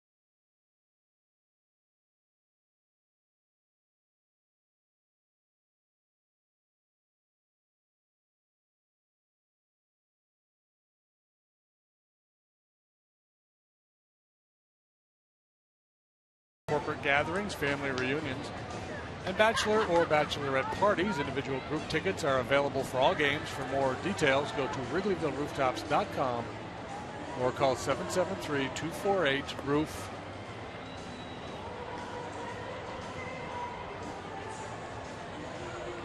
Russell Martin with an RBI double to give the Pirates their first run. They would add another on a Jordy Mercer's sacrifice fly. So we're now in the 5th. Pirates have taken the last 4 series between these two teams, and they have won 2 of the first 3 games to start this set. Volquez trying to improve to 6-0 lifetime against the Cubs.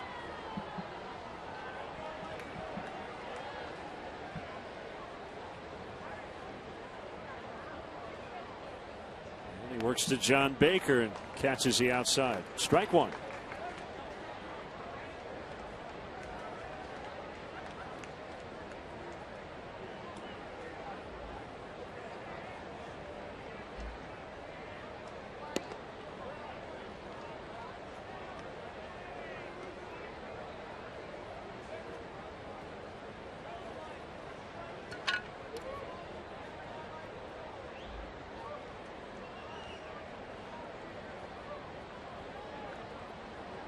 Wide, and the pitch bounced foul right to Eric Hinsky.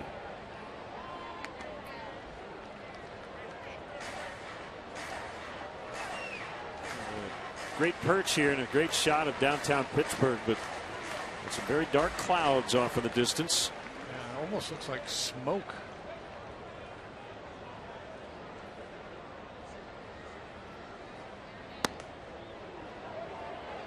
To catch a back door and missed.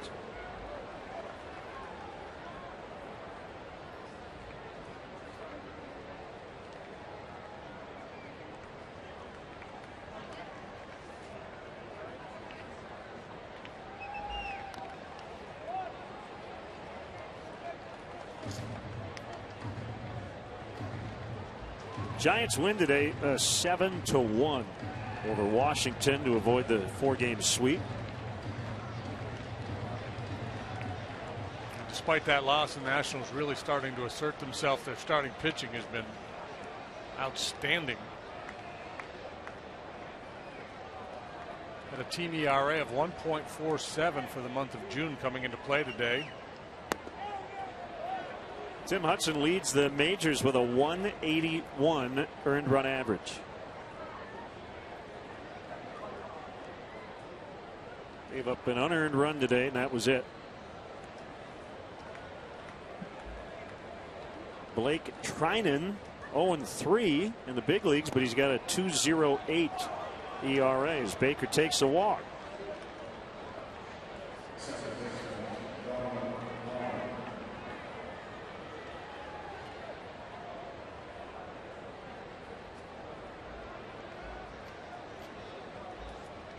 Not sure what that is. Is that from Manny Sanguillen's barbecue?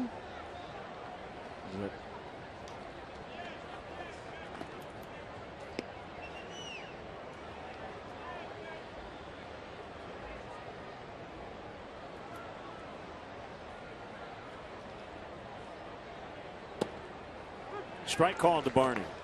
What's Manny featuring out there? Get some ribs? I haven't been out there.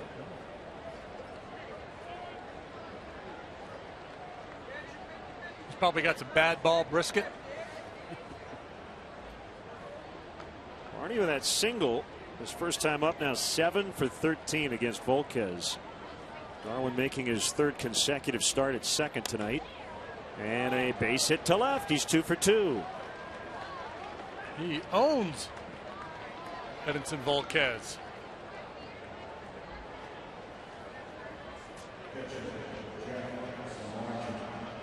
Cubs invite you to take advantage of free remote parking and shuttle services on night and weekend games. The remote parking lot is located at 3900 North Rockwell. For details, visit Cubs.com. Pirates got 2 in the bottom of the 4th, but the Cubs trying to get those runs right back. 2 on, nobody out.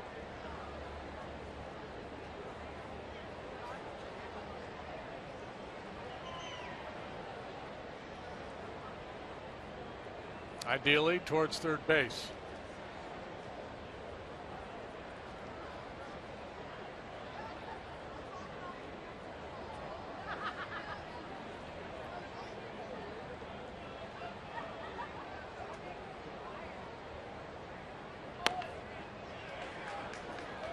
Pretty much perfect. Yep. 5-4 on his second sack bunt of the night. Cubs Baseball is brought to you by Budweiser, the official beer of Major League Baseball. Great times are waiting. Grab some buds.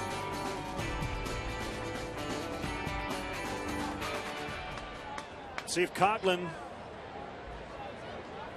can get it done here. Baker third, Barney at second. Chris with a great effort last night on McCutchen's 2-run homer to left. He leaped basically into the stands and got a glove on it and almost hauled it in. But there was a fan who wanted the ball as well, as is their right. Once that ball crosses the barrier, it would have been one of the best catches we've ever seen. As it was probably the best non-catch.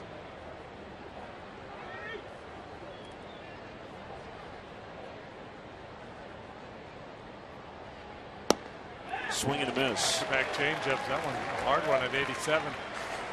He's been pretty creative. He started a lot of the left-handed hitters with that changeup tonight. It's been a really nice pitch for him. We got him back into the count with Rizzo back in the third, and then he finished him off with a breaking ball. Well, you know, baseball now, we have all these awards. Maybe there'll be a new, the best try of the year. Chris Coughlin will be nominated.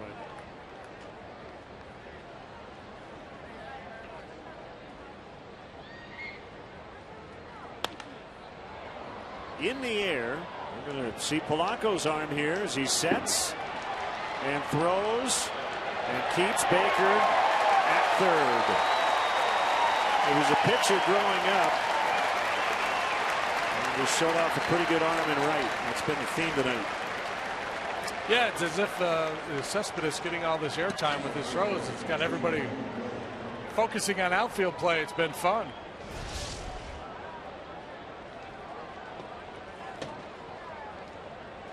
Gets a lot behind it.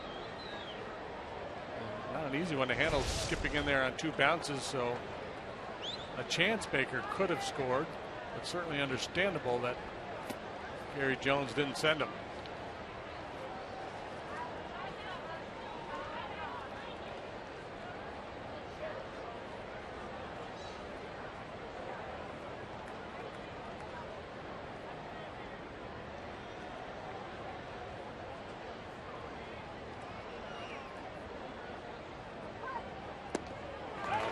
Here's where the adjustment needs to be made. Lake struck out last time on the breaking ball.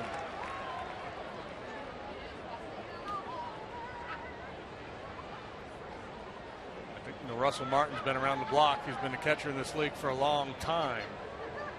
So that's going to be their go-to pitch throughout this at bat. I'm not saying he's going to throw it every single pitch, but ultimately that's what they're going to try to put him away with, and they may just throw it every single pitch.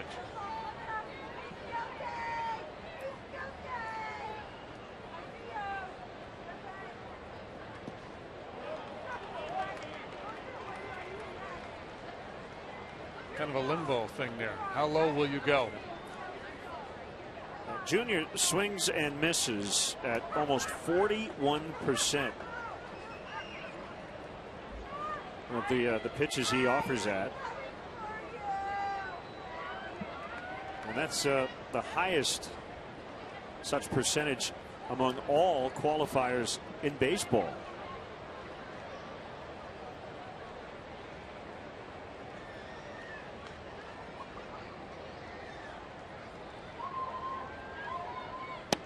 Inside.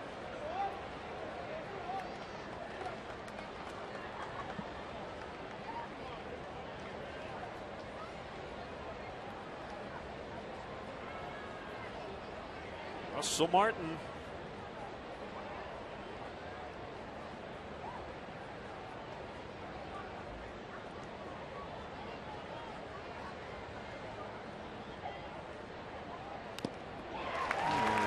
ball rattled around as it hit Martin on the foul.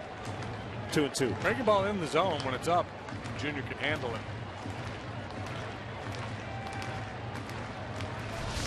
It's the one down below the knees that he can't lay off. It causes him all the problems.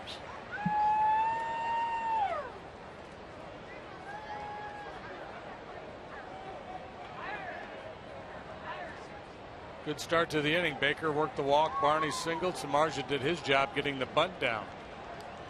I'd love for Lake to come through here. And that way nobody's second guessing. Ah, we should have sent Baker on the fly ball.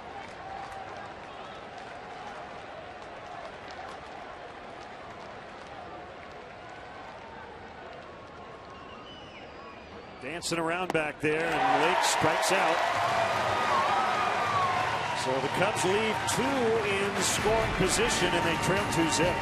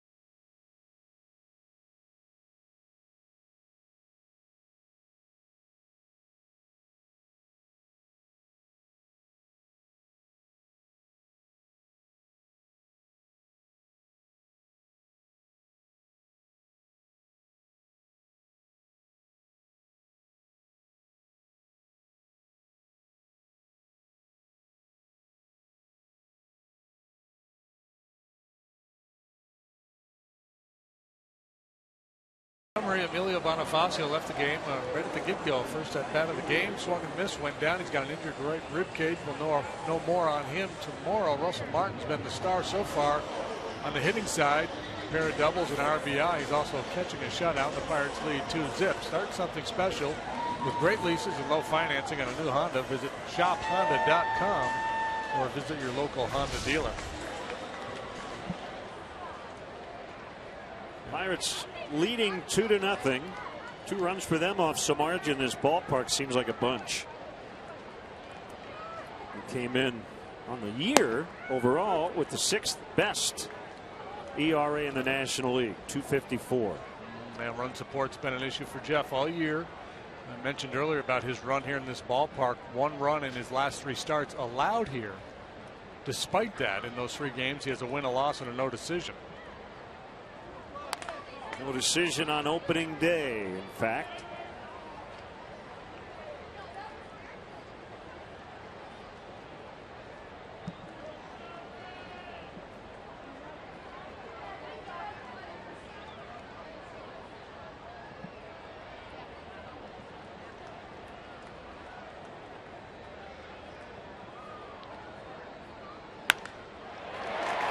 Grounded into center, leadoff single. Polanco 1 for 3 tonight.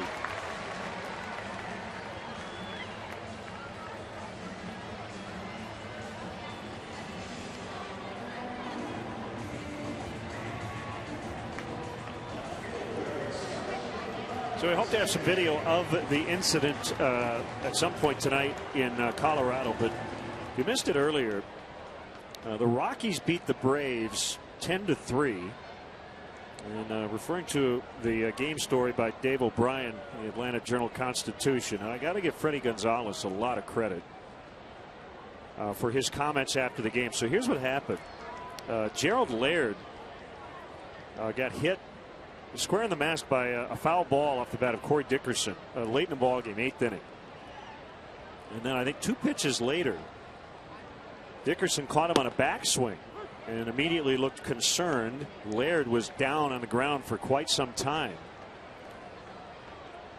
Evan Gattis came in to replace Laird, and then David Carpenter hit Dickerson. Clearly looked intentional. He got ejected. Walt Weiss was understandably livid. Now, I guess, JD, there was another hit batter earlier in the series. Josh Rutledge got beamed on an 0-2 pitch earlier in the series. So the Rockies were a little, on edge to begin with. Yeah, sure. And Chris Johnson said that he was yelling, "We owe you 2," based on the 2 hit by pitches. Nick Massett, Tom Runnels got ejected in the 9th after Massett plunked Gattis. So here's what Freddie said after the game. "I can understand Walt getting upset. We hit Rutledge in the head yesterday. A couple of games before that, I think we threw the ball in as well. We tried to throw the ball in on Dickerson. That's where we want to get him. And, I can understand how he got upset. I don't blame him one bit." Ground ball in the left on a base hit by Marte. Now, Michael Kadire, who's on the disabled list, quoted in the Atlanta Journal-Constitution story, said, "I think it was one of the worst displays in Major League Baseball I've ever seen.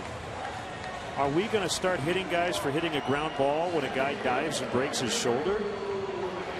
I agree. I mean, it was an accident. Yeah, it was clearly an accident. You swing, you follow through, you hit a guy. Now, the Machado incident, I guess everybody's kind of focusing on what happened with Machado and reading intent into things that there clearly is no intent. And I know David Carpenter. He was with the Astros, came up over there when I was still broadcasting there, and he's a good kid. I mean, I don't know what he was thinking. McCutchen finds a gap again. Stop it. We're going to get a couple runs. McCutchen now on his way to third. Throw there is going to be late. Ow! Came off the bag. Off the bag. Nice job by Valbuena to keep that tag on. Clint Hurdle may come out and challenge it. At any rate, it's 4-0 Pirates as McCutchen does it again.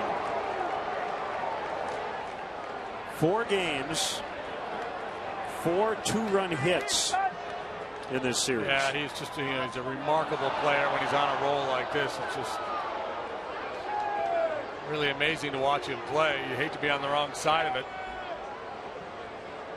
It's interesting the way this ball game started. Samardzija clearly got his attention, but obviously he has not been intimidated by the early fastballs in from Jeff. This appeared to be maybe a slider or a splitter that backed up a little bit. And the play has been challenged at third, so we'll get a look and see. The Pirates believe McCutchen was safe.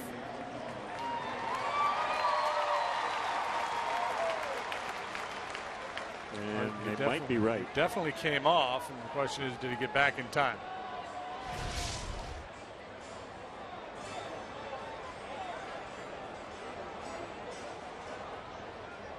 Don Drysdale said that pitcher has to pitch inside to find out if the hitter is timid, and if he is timid, you got to go back in there again to remind him that he's timid. And that first sequence, I don't know that I would call it being timid, but clearly Samardzija got into McCutchen's head a little bit. You could tell just the way he reacted after he struck out, but he clearly turned the page.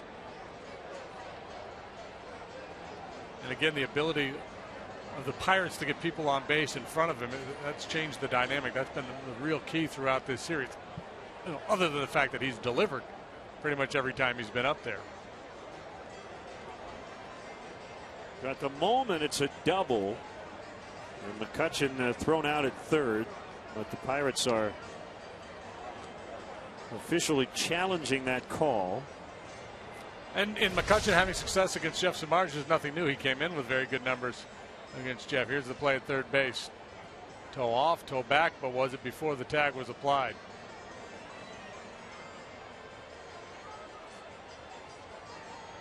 I couldn't really tell there.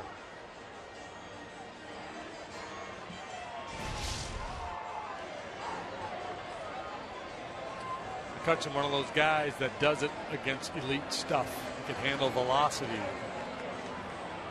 handle all kinds of pitches. Call stands.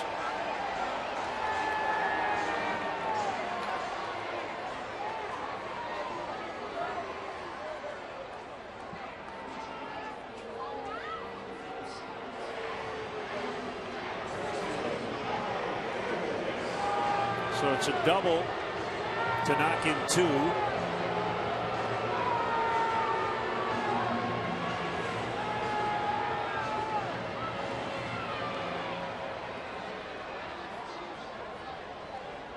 .865 for the putout.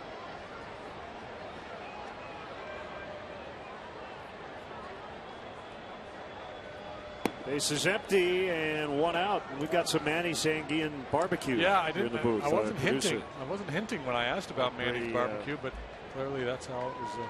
Pulled pork. Yeah. With a pierogi on top. Oh. We are in Pittsburgh for sure. The pierogies. Mm-hmm.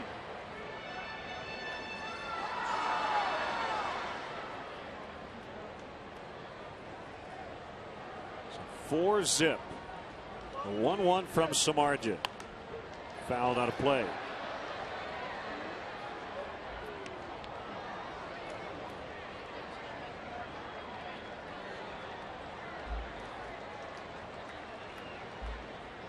Now, does the pierogi come on the sandwich, or is this just Brady being Brady? I think he might have just inventing something. We got more here, yeah. Smells good. So if you get to PNC, it's behind the batter's eye wall in center. Manny's barbecue. There's Mark. Hi, Mark. There's the delivery boy. I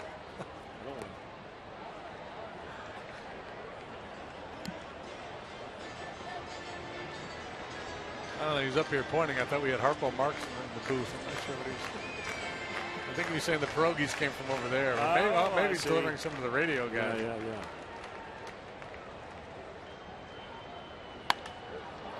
Pop to left. Coughlin will make the grab.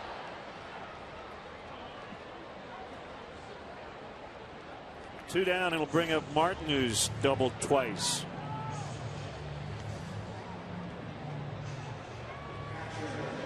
Five doubles for the Pirates offense tonight.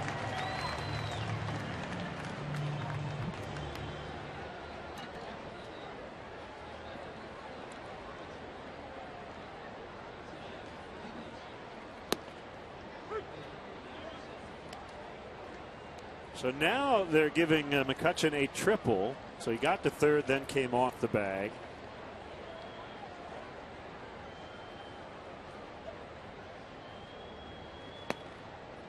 Low and outside.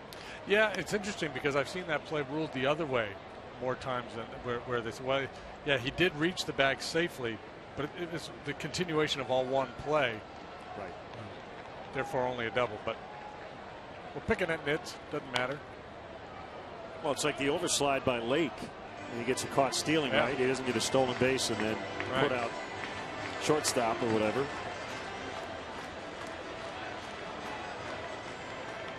This series with the Pirates reminds me a little bit of that last road series in Milwaukee when they were swinging the bat so well. This club double-digit hits in the first 3 games. They're up to 8 here tonight.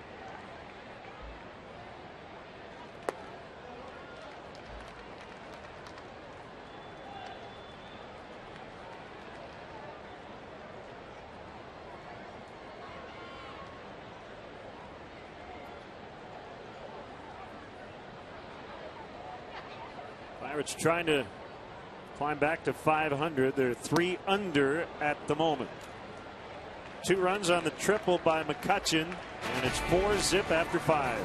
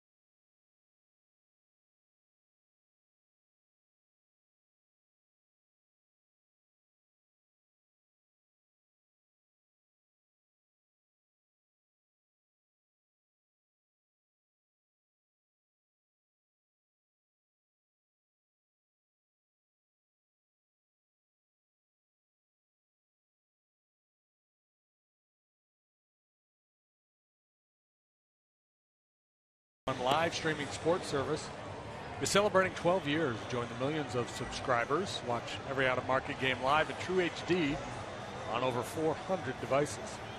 Visit Cubs.com for details.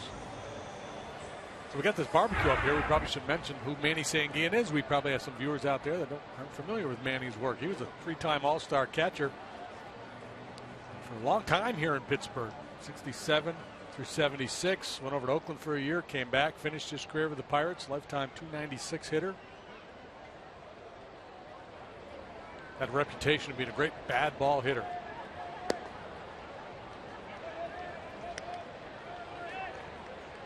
It looked like the minnow out there in the on the river.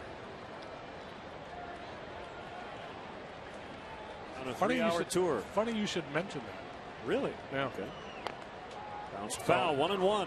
Changing the channels around yesterday in the hotel. I come across TV Land. And there's the skipper fighting Marshall Dillon. Yeah, the skipper was like a guest on Gunsmoke, and they were slugging it out. It was like an all-star game. Wow. Alan Hale had appeared on the Andy Griffith Show a couple of times, I think.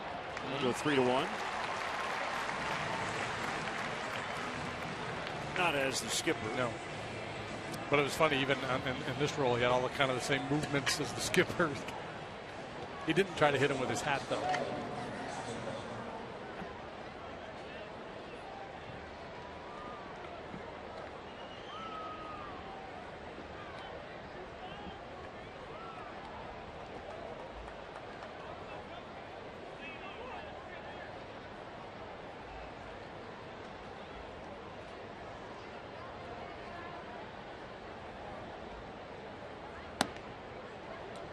Yeah, Manny went to the A's, you mentioned, for Chuck Tanner and $100,000. Oh, wow, that's right. Prior to 77. And then after that year, he came back to the Pirates.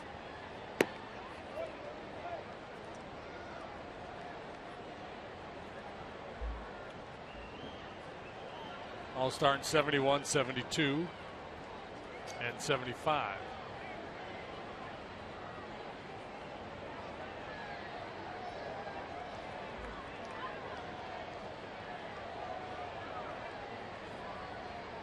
Two balls, no strikes to Starlin Castro on the pitch. Hit on the ground into center. It's a World Series teams, right? 71, 72 for the Pirates. And again, the We Are Family Pirates in 1979. Pretty good decade here. The 70s.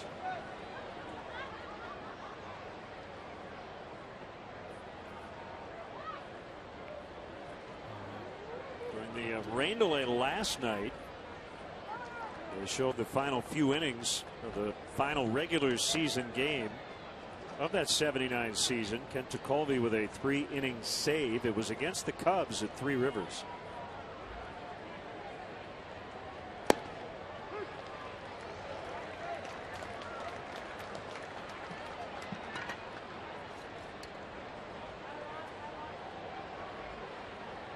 Yeah, under the category of an old ball player never forgets. I texted Phil Garner while we were watching that. He said, hey, Dick Tidrow just grounded you out to second base in the 8th. But you guys are about to clinch. And he said, yeah, but earlier in the year I hit a 3-1 jack off of him in the 12th inning. As the rain just showed up with a vengeance. Yeah, the timing for the Pirates couldn't be better, right? They put that 4 spot on the board. And now the rain comes. It's an official game. 2 in the 4th, 2 more in the 5th.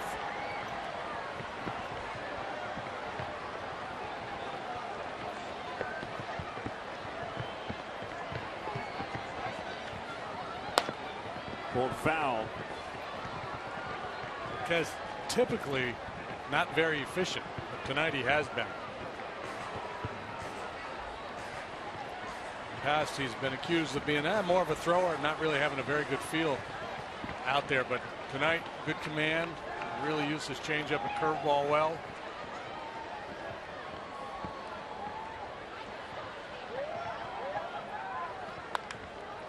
Hit well out in the deep right center. It's going to split the gap. Castro making his way to third. He'll come around. He's going to be stopped. Looked like Starlin was having some issues with the slick track. Second and third with only one out. Oh, hum, another multi-hit game for Valbuena. Yeah, a little tentative there for Starlin. I think you're right. I think he's a little slick out there, and he didn't want to blow a tire. And he does what he's supposed to do. Goes hard until he ultimately gets the stop sign from Gary Jones. Big chance. Got to cash in here.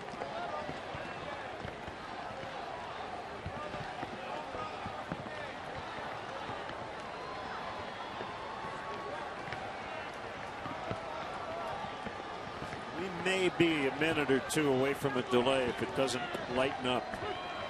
Really coming down hard.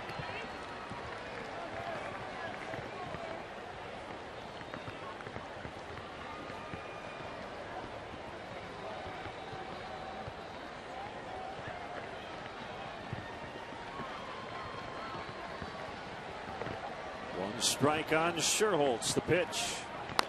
Pulled foul. Crew chief working the plate tonight. It's Jeff Kellogg.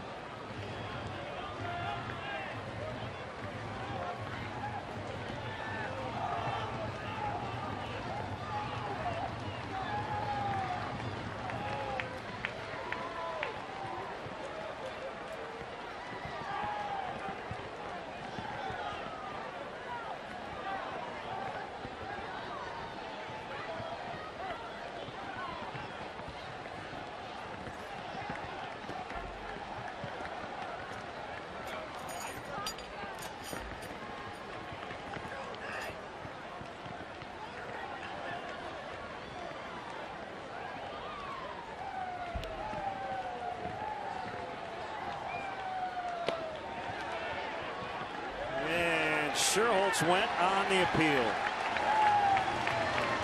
Big strikeout for Volquez for the second out. That sweeping breaking ball in on the left-hander. It's been a big pitch for him tonight. Nate thought he checked. Unfortunately, Scott Berry didn't share his view.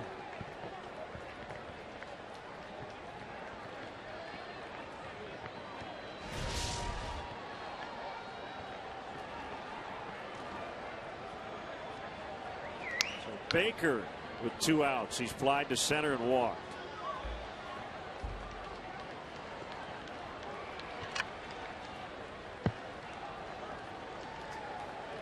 Single by Castro. Valbuena then doubled. 4-0 Pirates here in the 6th as the rain continues to fall.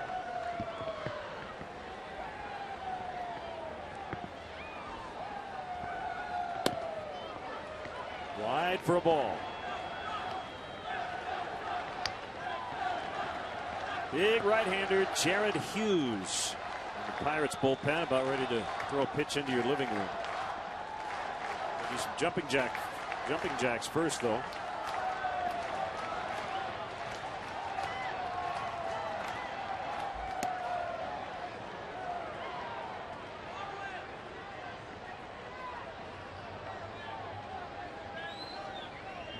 Has softened a little bit.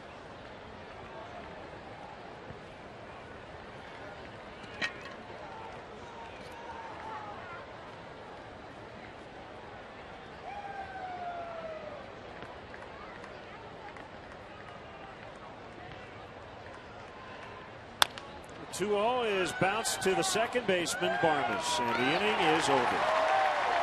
Cubs have had chances tonight, but Volquez has worked around all the base runners.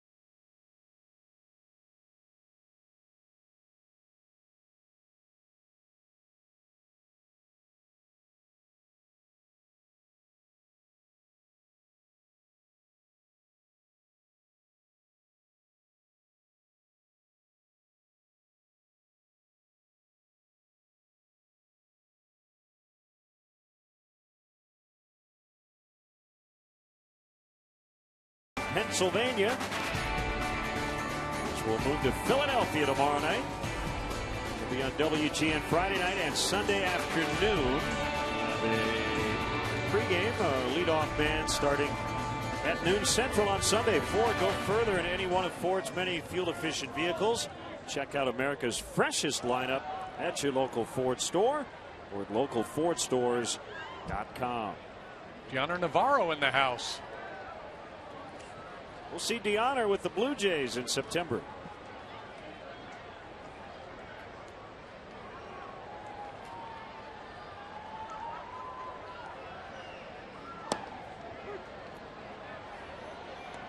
It has almost completely stopped. First 3 innings, Jeff faced 10 men, one over the minimum. The last 2 innings, 13 batters faced. I think all the work he did in the 4th affected him in the 5th. It's able to add 2 more to their lead.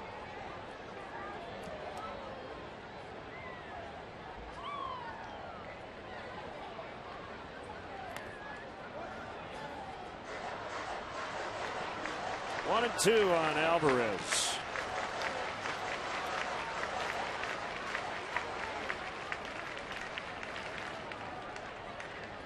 Alfredo Simon is 9-3. Beat the Dodgers 4-1.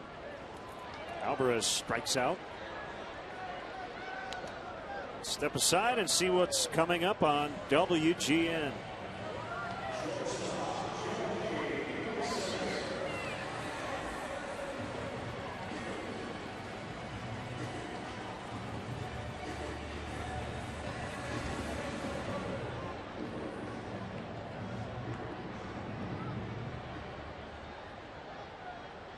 Len and JD and our WGN crew from Pittsburgh to wrap up a 4-game series. 4-0 Pirates and a strike on Mercer. Well, how big has Simon been for the Reds without Matt Latos? He went 8 innings. He and Adam Wainwright lead the league with 9 victories.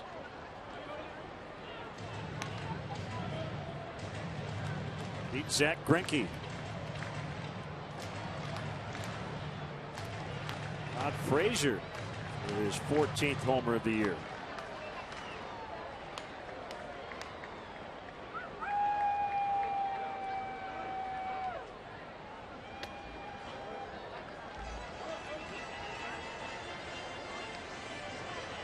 Todd Frazier would have to be your all-star third baseman, wouldn't he? He's been really good. Slugging over 500.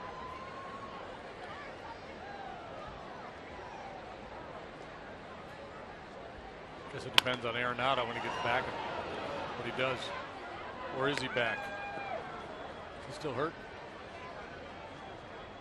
We'll find out. Let's look him up. Still on the DL. Hasn't played since May 23rd. 49 games. Arenado. Fractured left middle finger.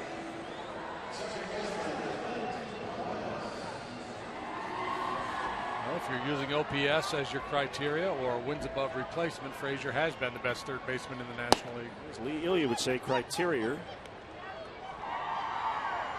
criteria.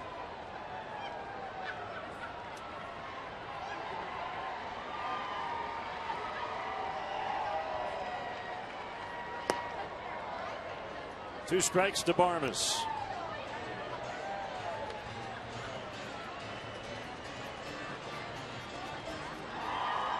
Clint Barmes playing for Clint Hurdle with 2 different teams, the Rockies and now the Pirates.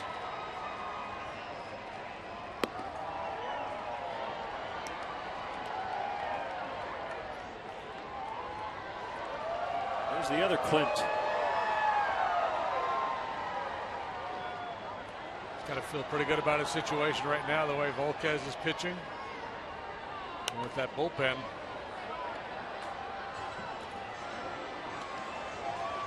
Pirates coming into play tonight. Winners of 13 of their last 21 games. So getting it headed in the right direction.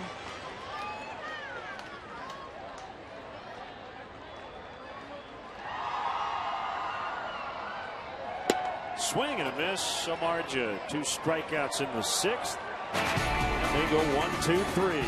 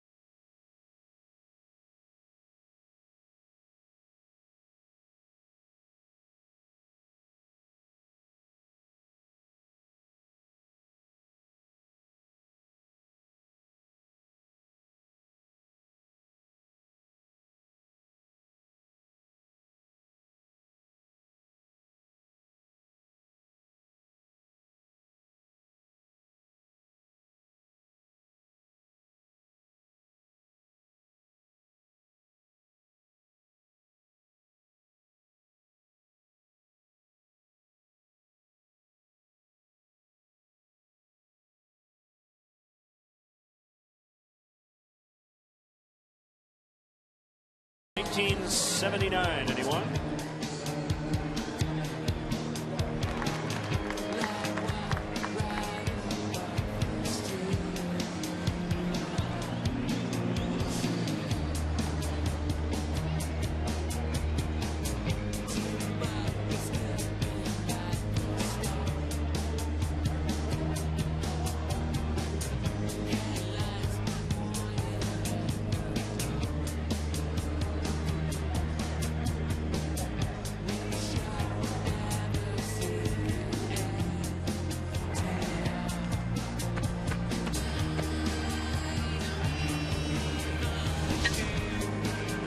There it is, 1979. I don't think Billy Corgan was necessarily singing about the Pirates, but the year fit and a nice segue.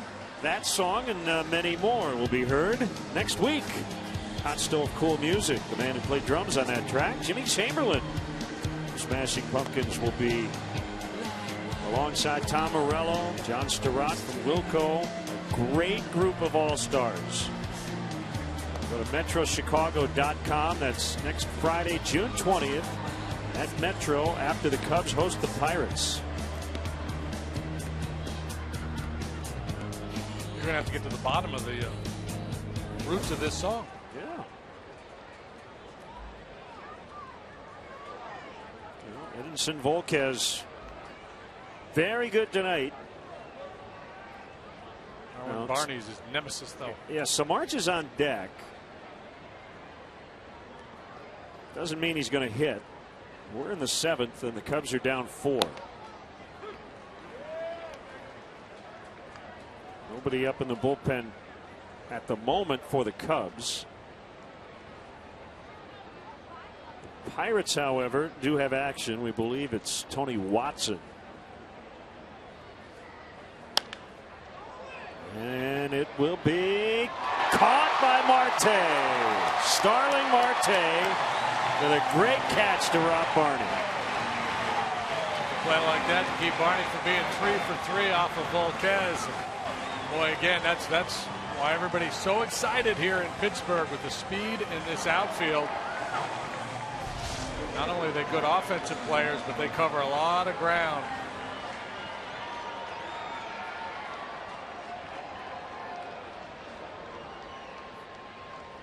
Barney denied.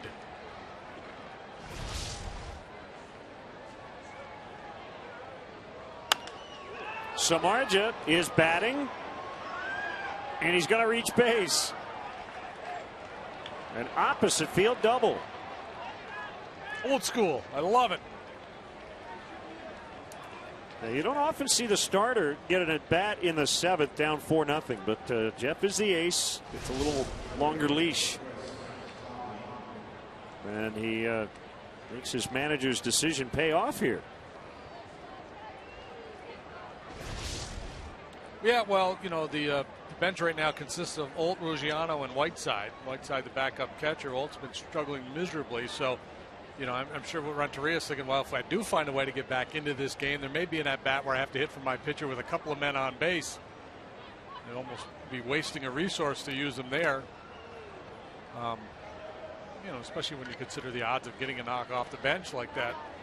Cubs as a team hitting 135 in the pinch this year.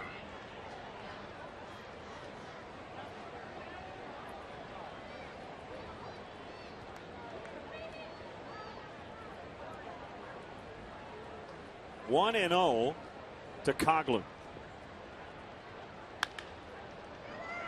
And Samardzija is going to end up staying at second.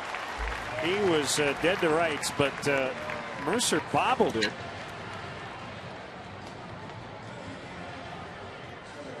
And he was able to scamper back to second. Yeah, he wasn't sure what to do here. When the ball's hit behind you, you thought, well, yeah, I can make the third base, but it was so sharply hit. If he takes off for third, he's out.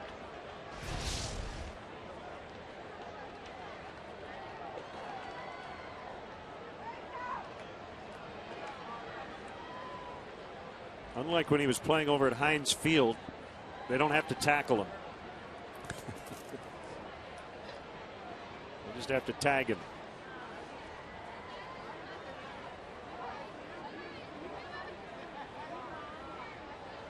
Maybe that's it. Maybe we should check all the ballparks that are near where he used to play with Notre Dame. See if there's a connection. Yeah. Until tonight had been lights out in this ballpark.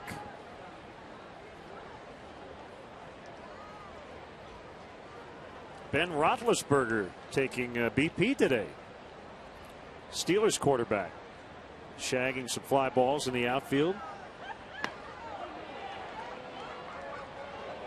1-1 to Lake. I'm being presumptuous here, but let's just say Jeff did catch a touchdown pass over there for Notre Dame. That'd be a pretty rare accomplishment to major college football, catch a touchdown pass and pitch a shutout in the major leagues in the same city. Yeah.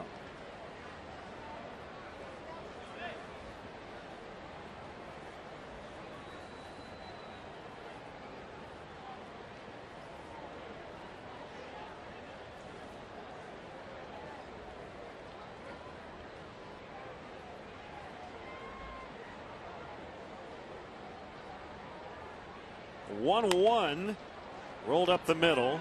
On the shortstop side, it'll be Barnes, who plays both middle infield spots. We'll go 4-3. Stretch time 4-zip.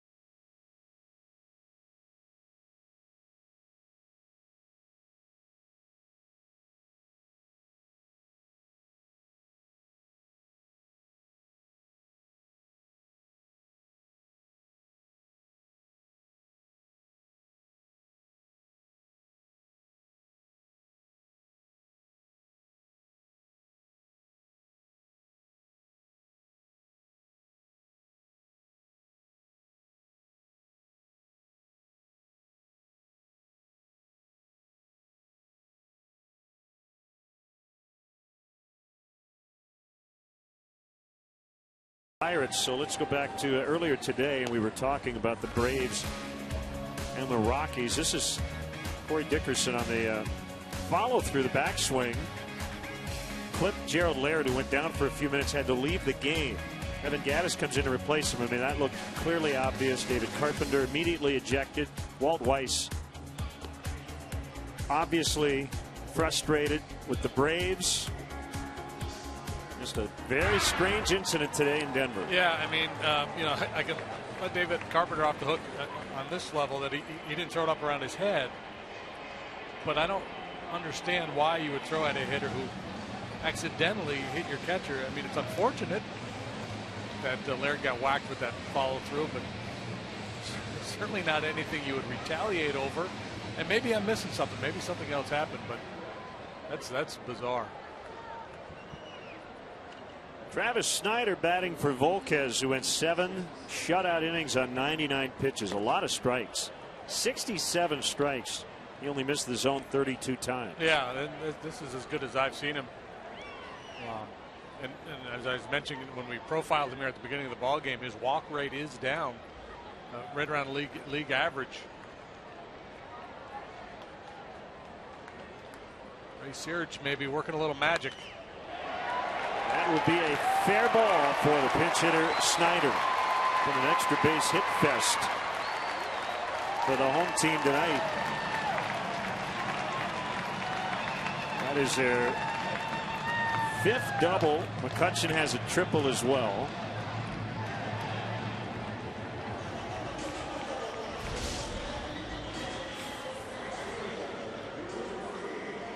Now the Pirates, unlike the Cubs, have been really good off the bench. The Pirates, excuse me, hitting .259 coming into play tonight in pinch hit situations. That's the second best in the National League, trailing only the altitude enhanced Rockies. By the way, the Rockies won that game 10-3, and Evan Gattis got hit later, leading to Nick Massett and Tom Runnels ejections. Schlitter, the right-hander, Russell, the lefty. The dog days of August are coming early.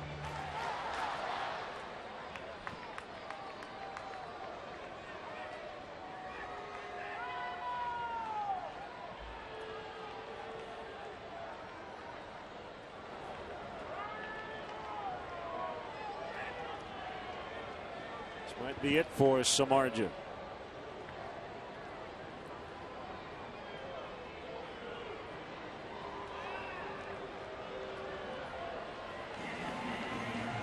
He will exit in the 7th with the Pirates leading 4-0.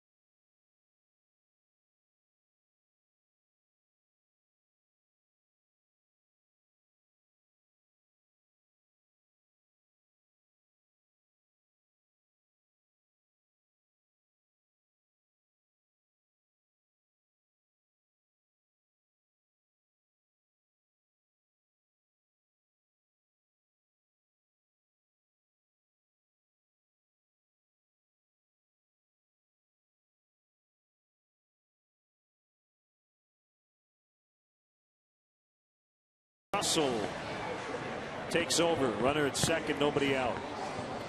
James 0-1 with an ERA right at 3 for 24 appearances. League bats .236 against him. whip of 1.40. We talked about whip at the beginning of the game. League average is right around 1.3.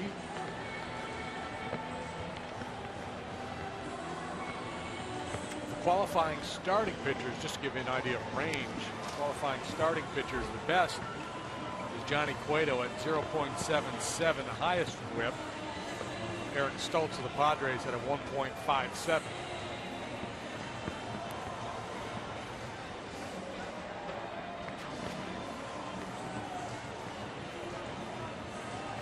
Not a tell-all stat by any means, just a little piece of the puzzle. Yep. Well, the infield dirt's starting to look a little shiny. That gives you an indication we're getting close to a possible delay. A couple of downpours here the last couple of innings. Pitch to Polanco, swing and a miss on a slider.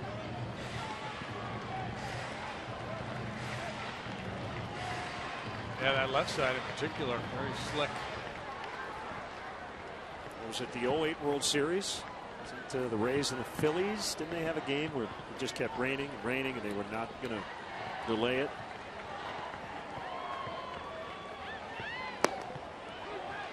Taxing my feeble mind a little hard to recall 08. Might have been on vacation or something. I keep falling asleep during the postseason games. You know why? Because you can. You get that head bob thing going. Swing and a miss, strike 3.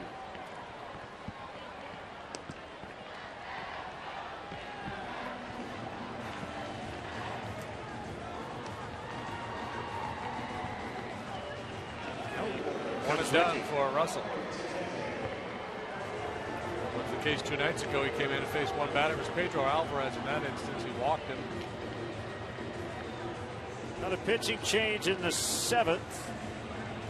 4-0 Pirates.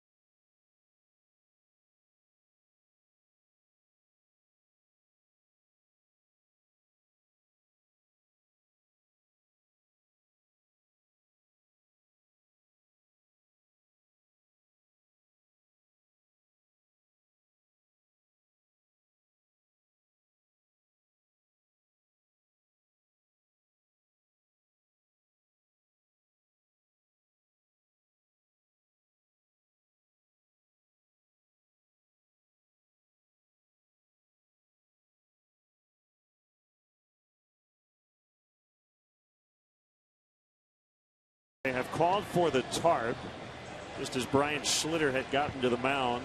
Jeff Kellogg pulled the Cubs off the field and asked for the grounds crew. Not quite sure how long this will last. Well, he started late. 21 minutes tardy because of a rain before the ball game. This is our 3rd delay the last 2 days. Yeah, I don't know about you, but All the years I've been doing this is the city where we've sat through the most rain delays. But you were down there in Miami for a while. Yeah, I would say Miami before they got the dome. Obviously, a lot of rain there. But yeah, every time we come to Pittsburgh, it seems we endure at least one delay. So the Pirates lead the Cubs 4-0. We ran a Wrigley Field 100 piece during our rain delay a few hours ago. We got a lot of emails and tweets. People want to see that segment again. So here it is, Wrigley Field 100.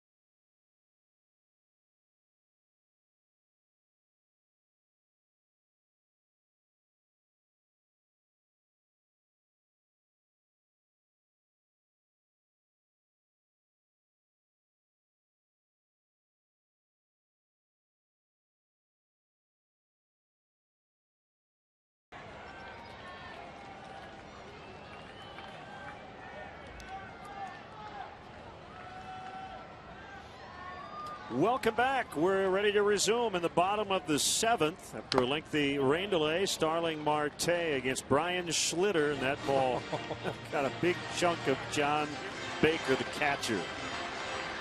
Always a nice way to restart.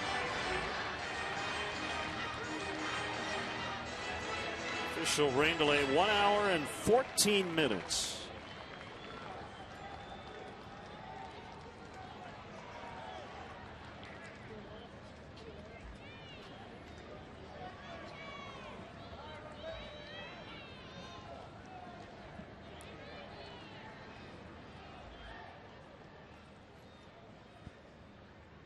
The kick and the 0-1, a pop-up, shallow right, and Rizzo gets out there and makes a catch. Snyder will hold at second. Looked like it might be trouble initially, but good break by Rizzo. Fairly easy play. 4-0 Pirates here in the 7th. McCutchen the batter. 2 more hits tonight, both doubles. Hughes the right-hander, Watson the lefty. So McCutchen originally given a double, then they changed it to a triple, and then during the rain delay they changed it back to a double. That was the 2-run hit in the 5th inning. Schlitter just relieved James Russell, who came in for Samardzija. That run at second base is on Samardzija's record tonight.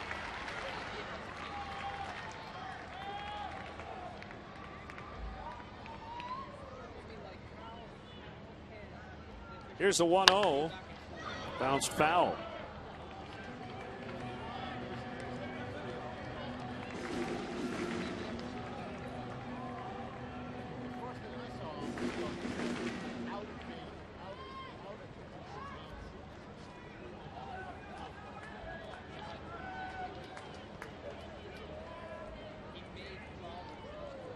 McCutchen was on base 4 times last night, 3 times the night before, twice in game 1 of the series.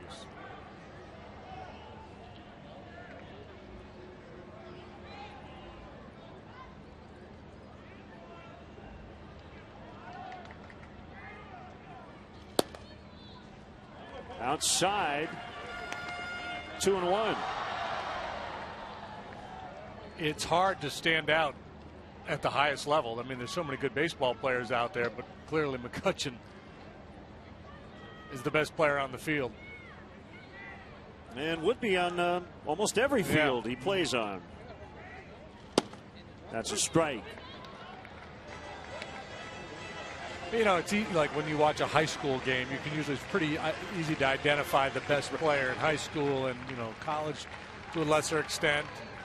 You get up through the, you know, the minor leagues, there's a lot of really good players, and some guys just rise above the rest. Bounce back to the pitcher, and Schlitter will underhand over to Rizzo. Long bottom of the 7th. We'll go to the 8th. 4-0.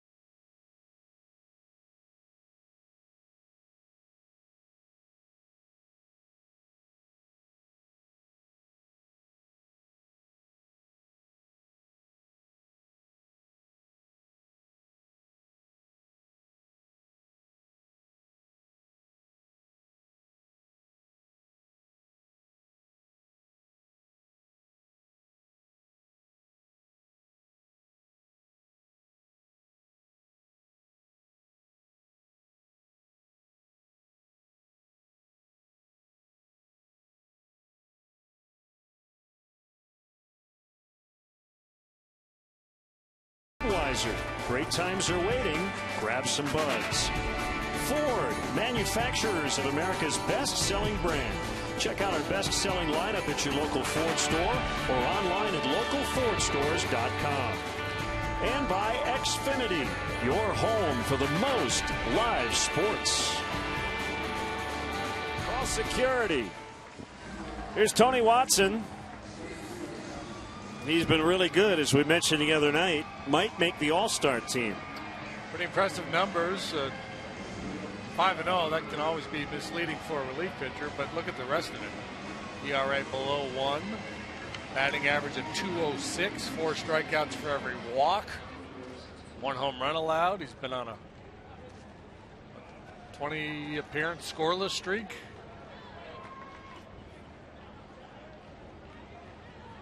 Yeah, starting on April 24th, almost 21 consecutive scoreless innings, and as you mentioned, 20 scoreless outings.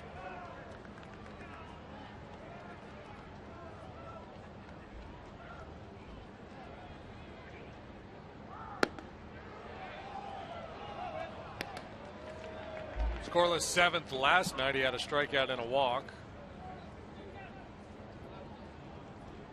Jonathan Lucroy with a home run in the 13th,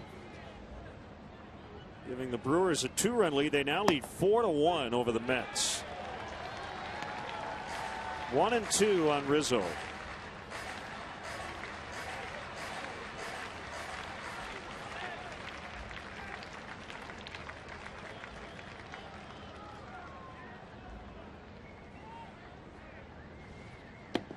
Now 2-2. Grounds crew did a good job. The infield took on a lot of water during the ball game before they put the tarp on, so they had a lot of work to do to get the dirt portion ready for the resumption of play.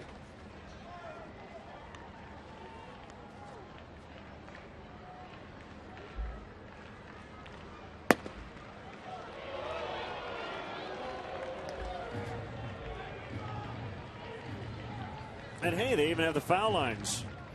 Well, we didn't have to resume in scramble mode like we did in Cincinnati that time. Putting them on in between innings. Called strike 3. Crossed him up. Rizzo was looking for a breaking ball there on 3-2. A little last minute emergency hack here as this ball passes by, but by the time he realized it was a heater, it was too late. Well placed heater at that. Really didn't give him much to look at in that at bat, did he? A lot of good work down around the knees from Watson.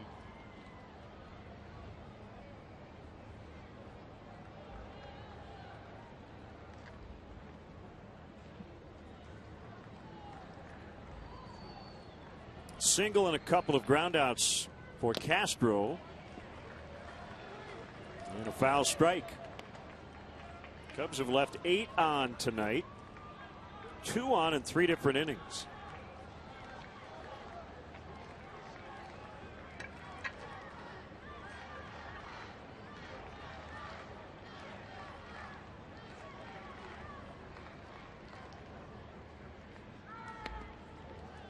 Cubs and Pirates split the first 2 games of this series. You had to like their chances to at least come out of here with a split, with Jason Hamill pitching last night and Jeff Samardzija scheduled tonight, but Compton hung in there last night. The bullpen was outstanding for the Pirates, and Edinson Volquez 7 shutout innings here tonight. And these Pirate hitters, that man primarily, really swinging it well.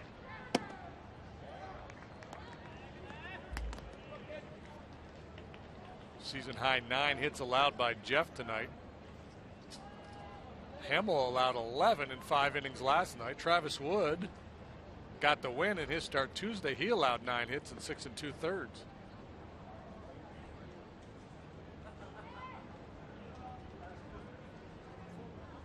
Watson, born in Sioux City, Iowa. Swing and a miss. He changed him up. And even the count at 2 apiece.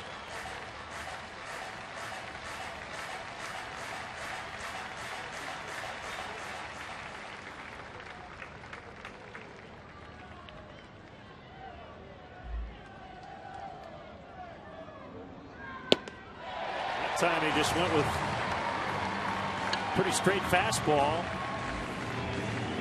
And he gets Castro. 2 outs, both strikeouts. Yeah, good execution here. Fool him with the changeup. Slow him down a little bit and then throw the Swifty right by him.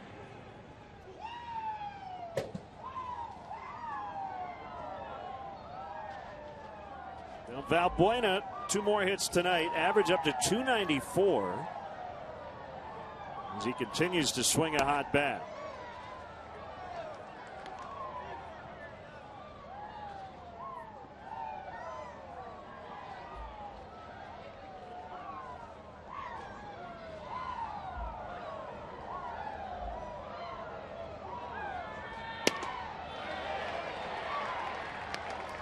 And he swung at it on the appeal. Scott Barry made the call. Yeah, he did.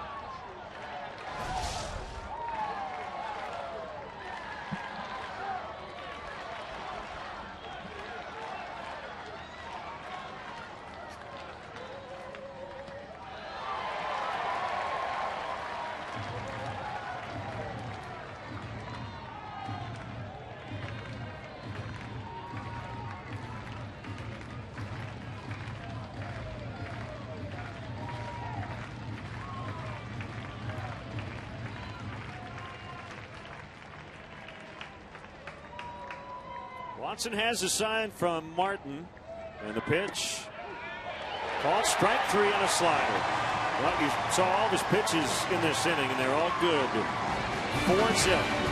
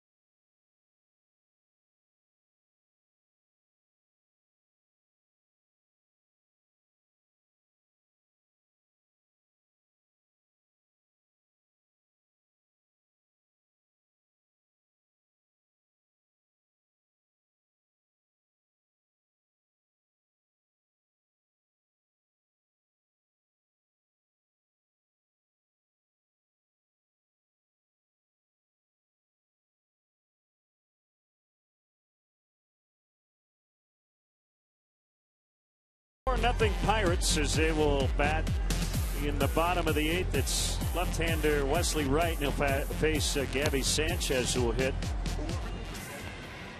for Ike Davis.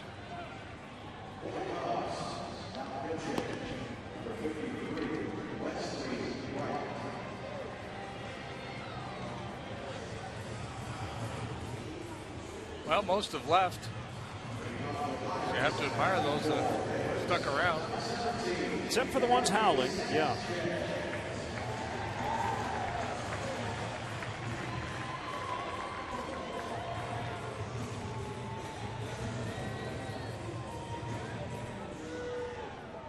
Sanchez, a right-handed hitter.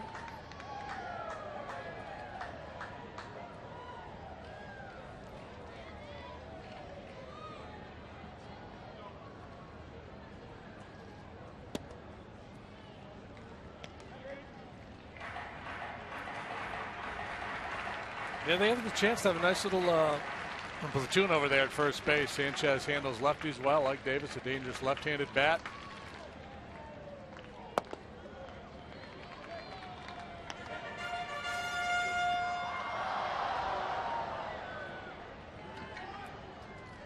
School must be out. No curfew tonight. Stay up as late as you want.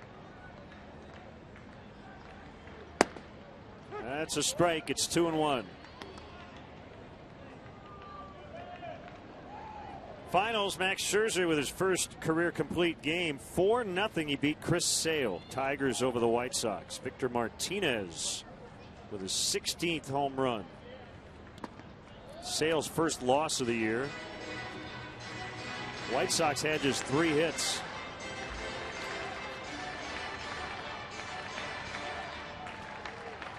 A lot of low-run baseball again tonight. That was the case last night. Mark Burley has lost 2 in a row. 4-2, the Orioles beat the Blue Jays. Pretty well hit deep to left. Coghlan goes back on it. Good effort, couldn't get it. Sanchez has, guess what, a double. It's been the theme tonight for this Pirates offense. Make mine a double, Lloyd. And for the 4th consecutive game, double digits hits now for the Pirates. Yeah, a lot of extra base thunder tonight. Talked about Sanchez and his ability to handle lefties. A little evidence of it. Chris Coghlan leading the world in good tries here the last couple of nights. It's their 7th double.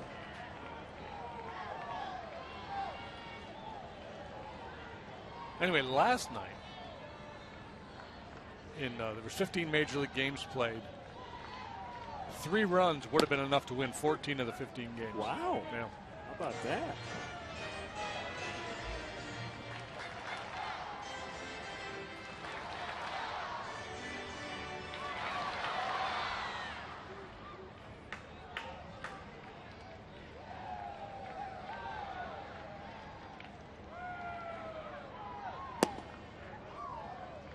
I mean, it's not new. You know, offense has been trending down the last few years.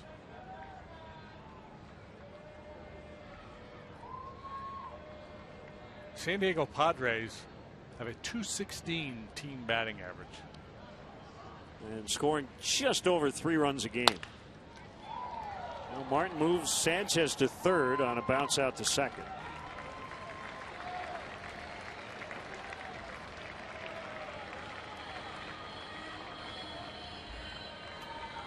Certainly you're at the stage of the ball game where you're thinking about 1-run strategies, willing to give yourself up or just nudge one the other way to get that man to third base. Russell Martin's had a very nice night, a couple of doubles. He's driven in a run. Good job there. Getting Sanchez to third. Cubs bring the infield in.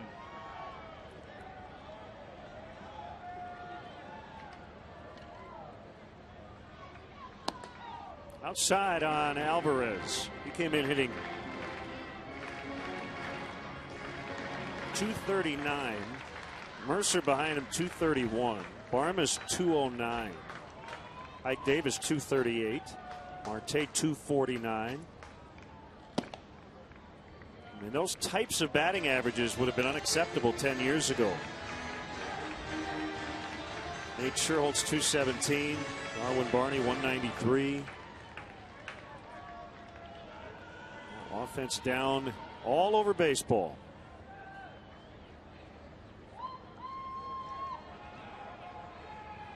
2-0 the count. The kick, the pitch, bounced foul. And then on the flip side, Jeff Samardzija, sub-3 ERA. Same for Russell, Schlitter, and Wright. 4 Cubs pitchers tonight, and all of them with an ERA in the 2s.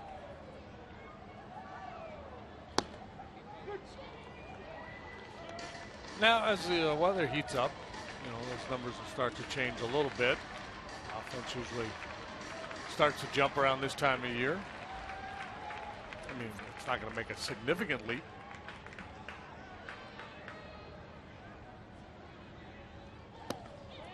Swing and a miss For strike 3, and the infield now can move back with 2 outs.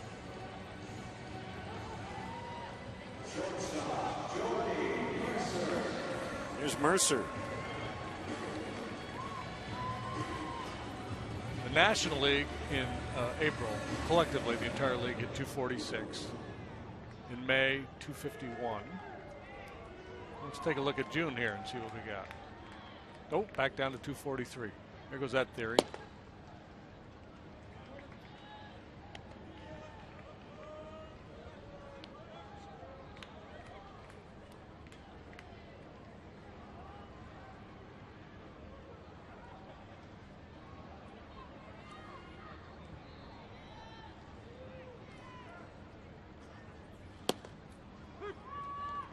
Now, the National League average team scoring 4.01 runs per game, 4 runs a game.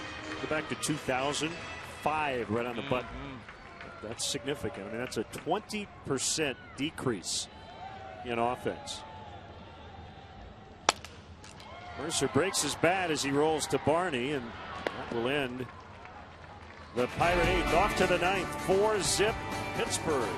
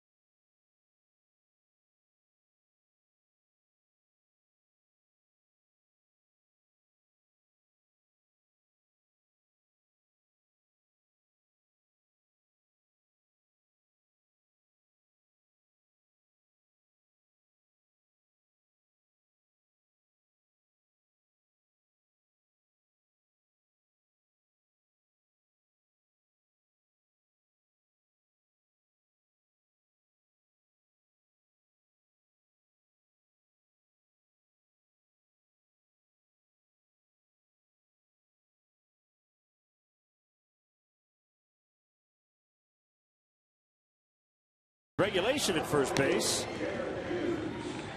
Pinch hitting for Ike Davis. Jared Hughes has been a busy man in this series. A non-save spot with a 4-run lead. Cubs did some damage against the Pirates bullpen in game 2 of this series. That's the game that Liriano had to leave due to the injury. But other than that, boy, they haven't done much against this pen. Watson strikes out the side in the 8th, and now Hughes, hard-throwing sinker baller from the right side.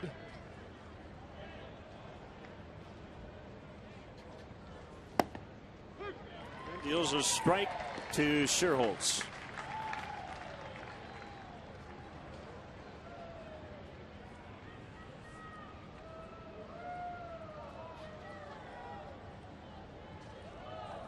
Cubs are trying to avoid being shut out for the 9th time already this year.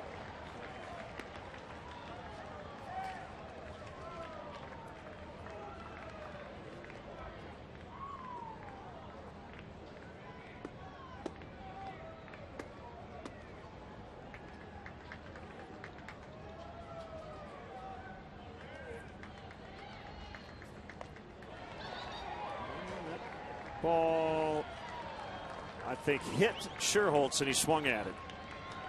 And that is a strikeout. For 4 for Nate tonight. Let's see. All cutting down and in. Ooh, hit him in the knee. Seen that happen with Rizzo a couple times. So since the rain delay, the Cubs batters have struck out in all 4 at-bats. Now John Baker. Outside, ball 1.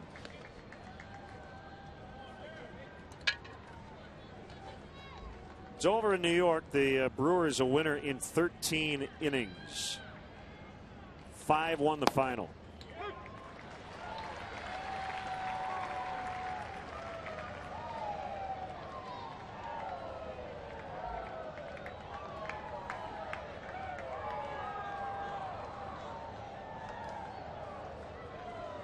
Hughes ready. Here's his pitch. Hit on the ground.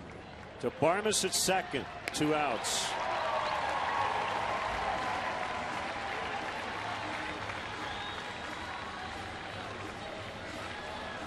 In Philadelphia tomorrow night, right here on WGN.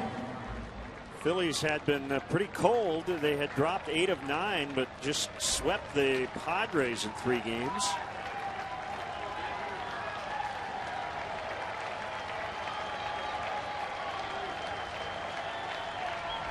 Pitch to Barney.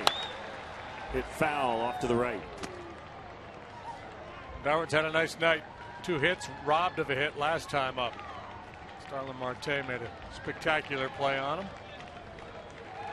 Otherwise, he'd be up there looking for a 4-hit night.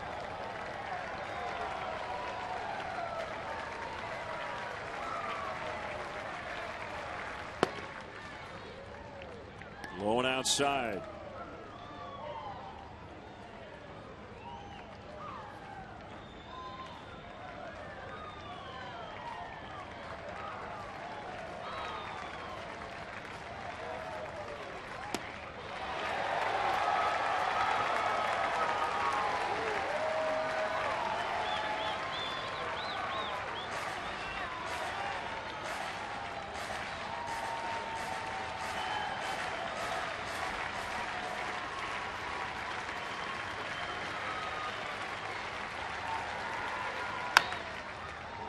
Bouncer to Alvarez, pretty routine. And the Pirates take 3 of 4. The final score tonight, Pittsburgh 4 and the Cubs nothing. And we'll have more from PNC Park in a moment.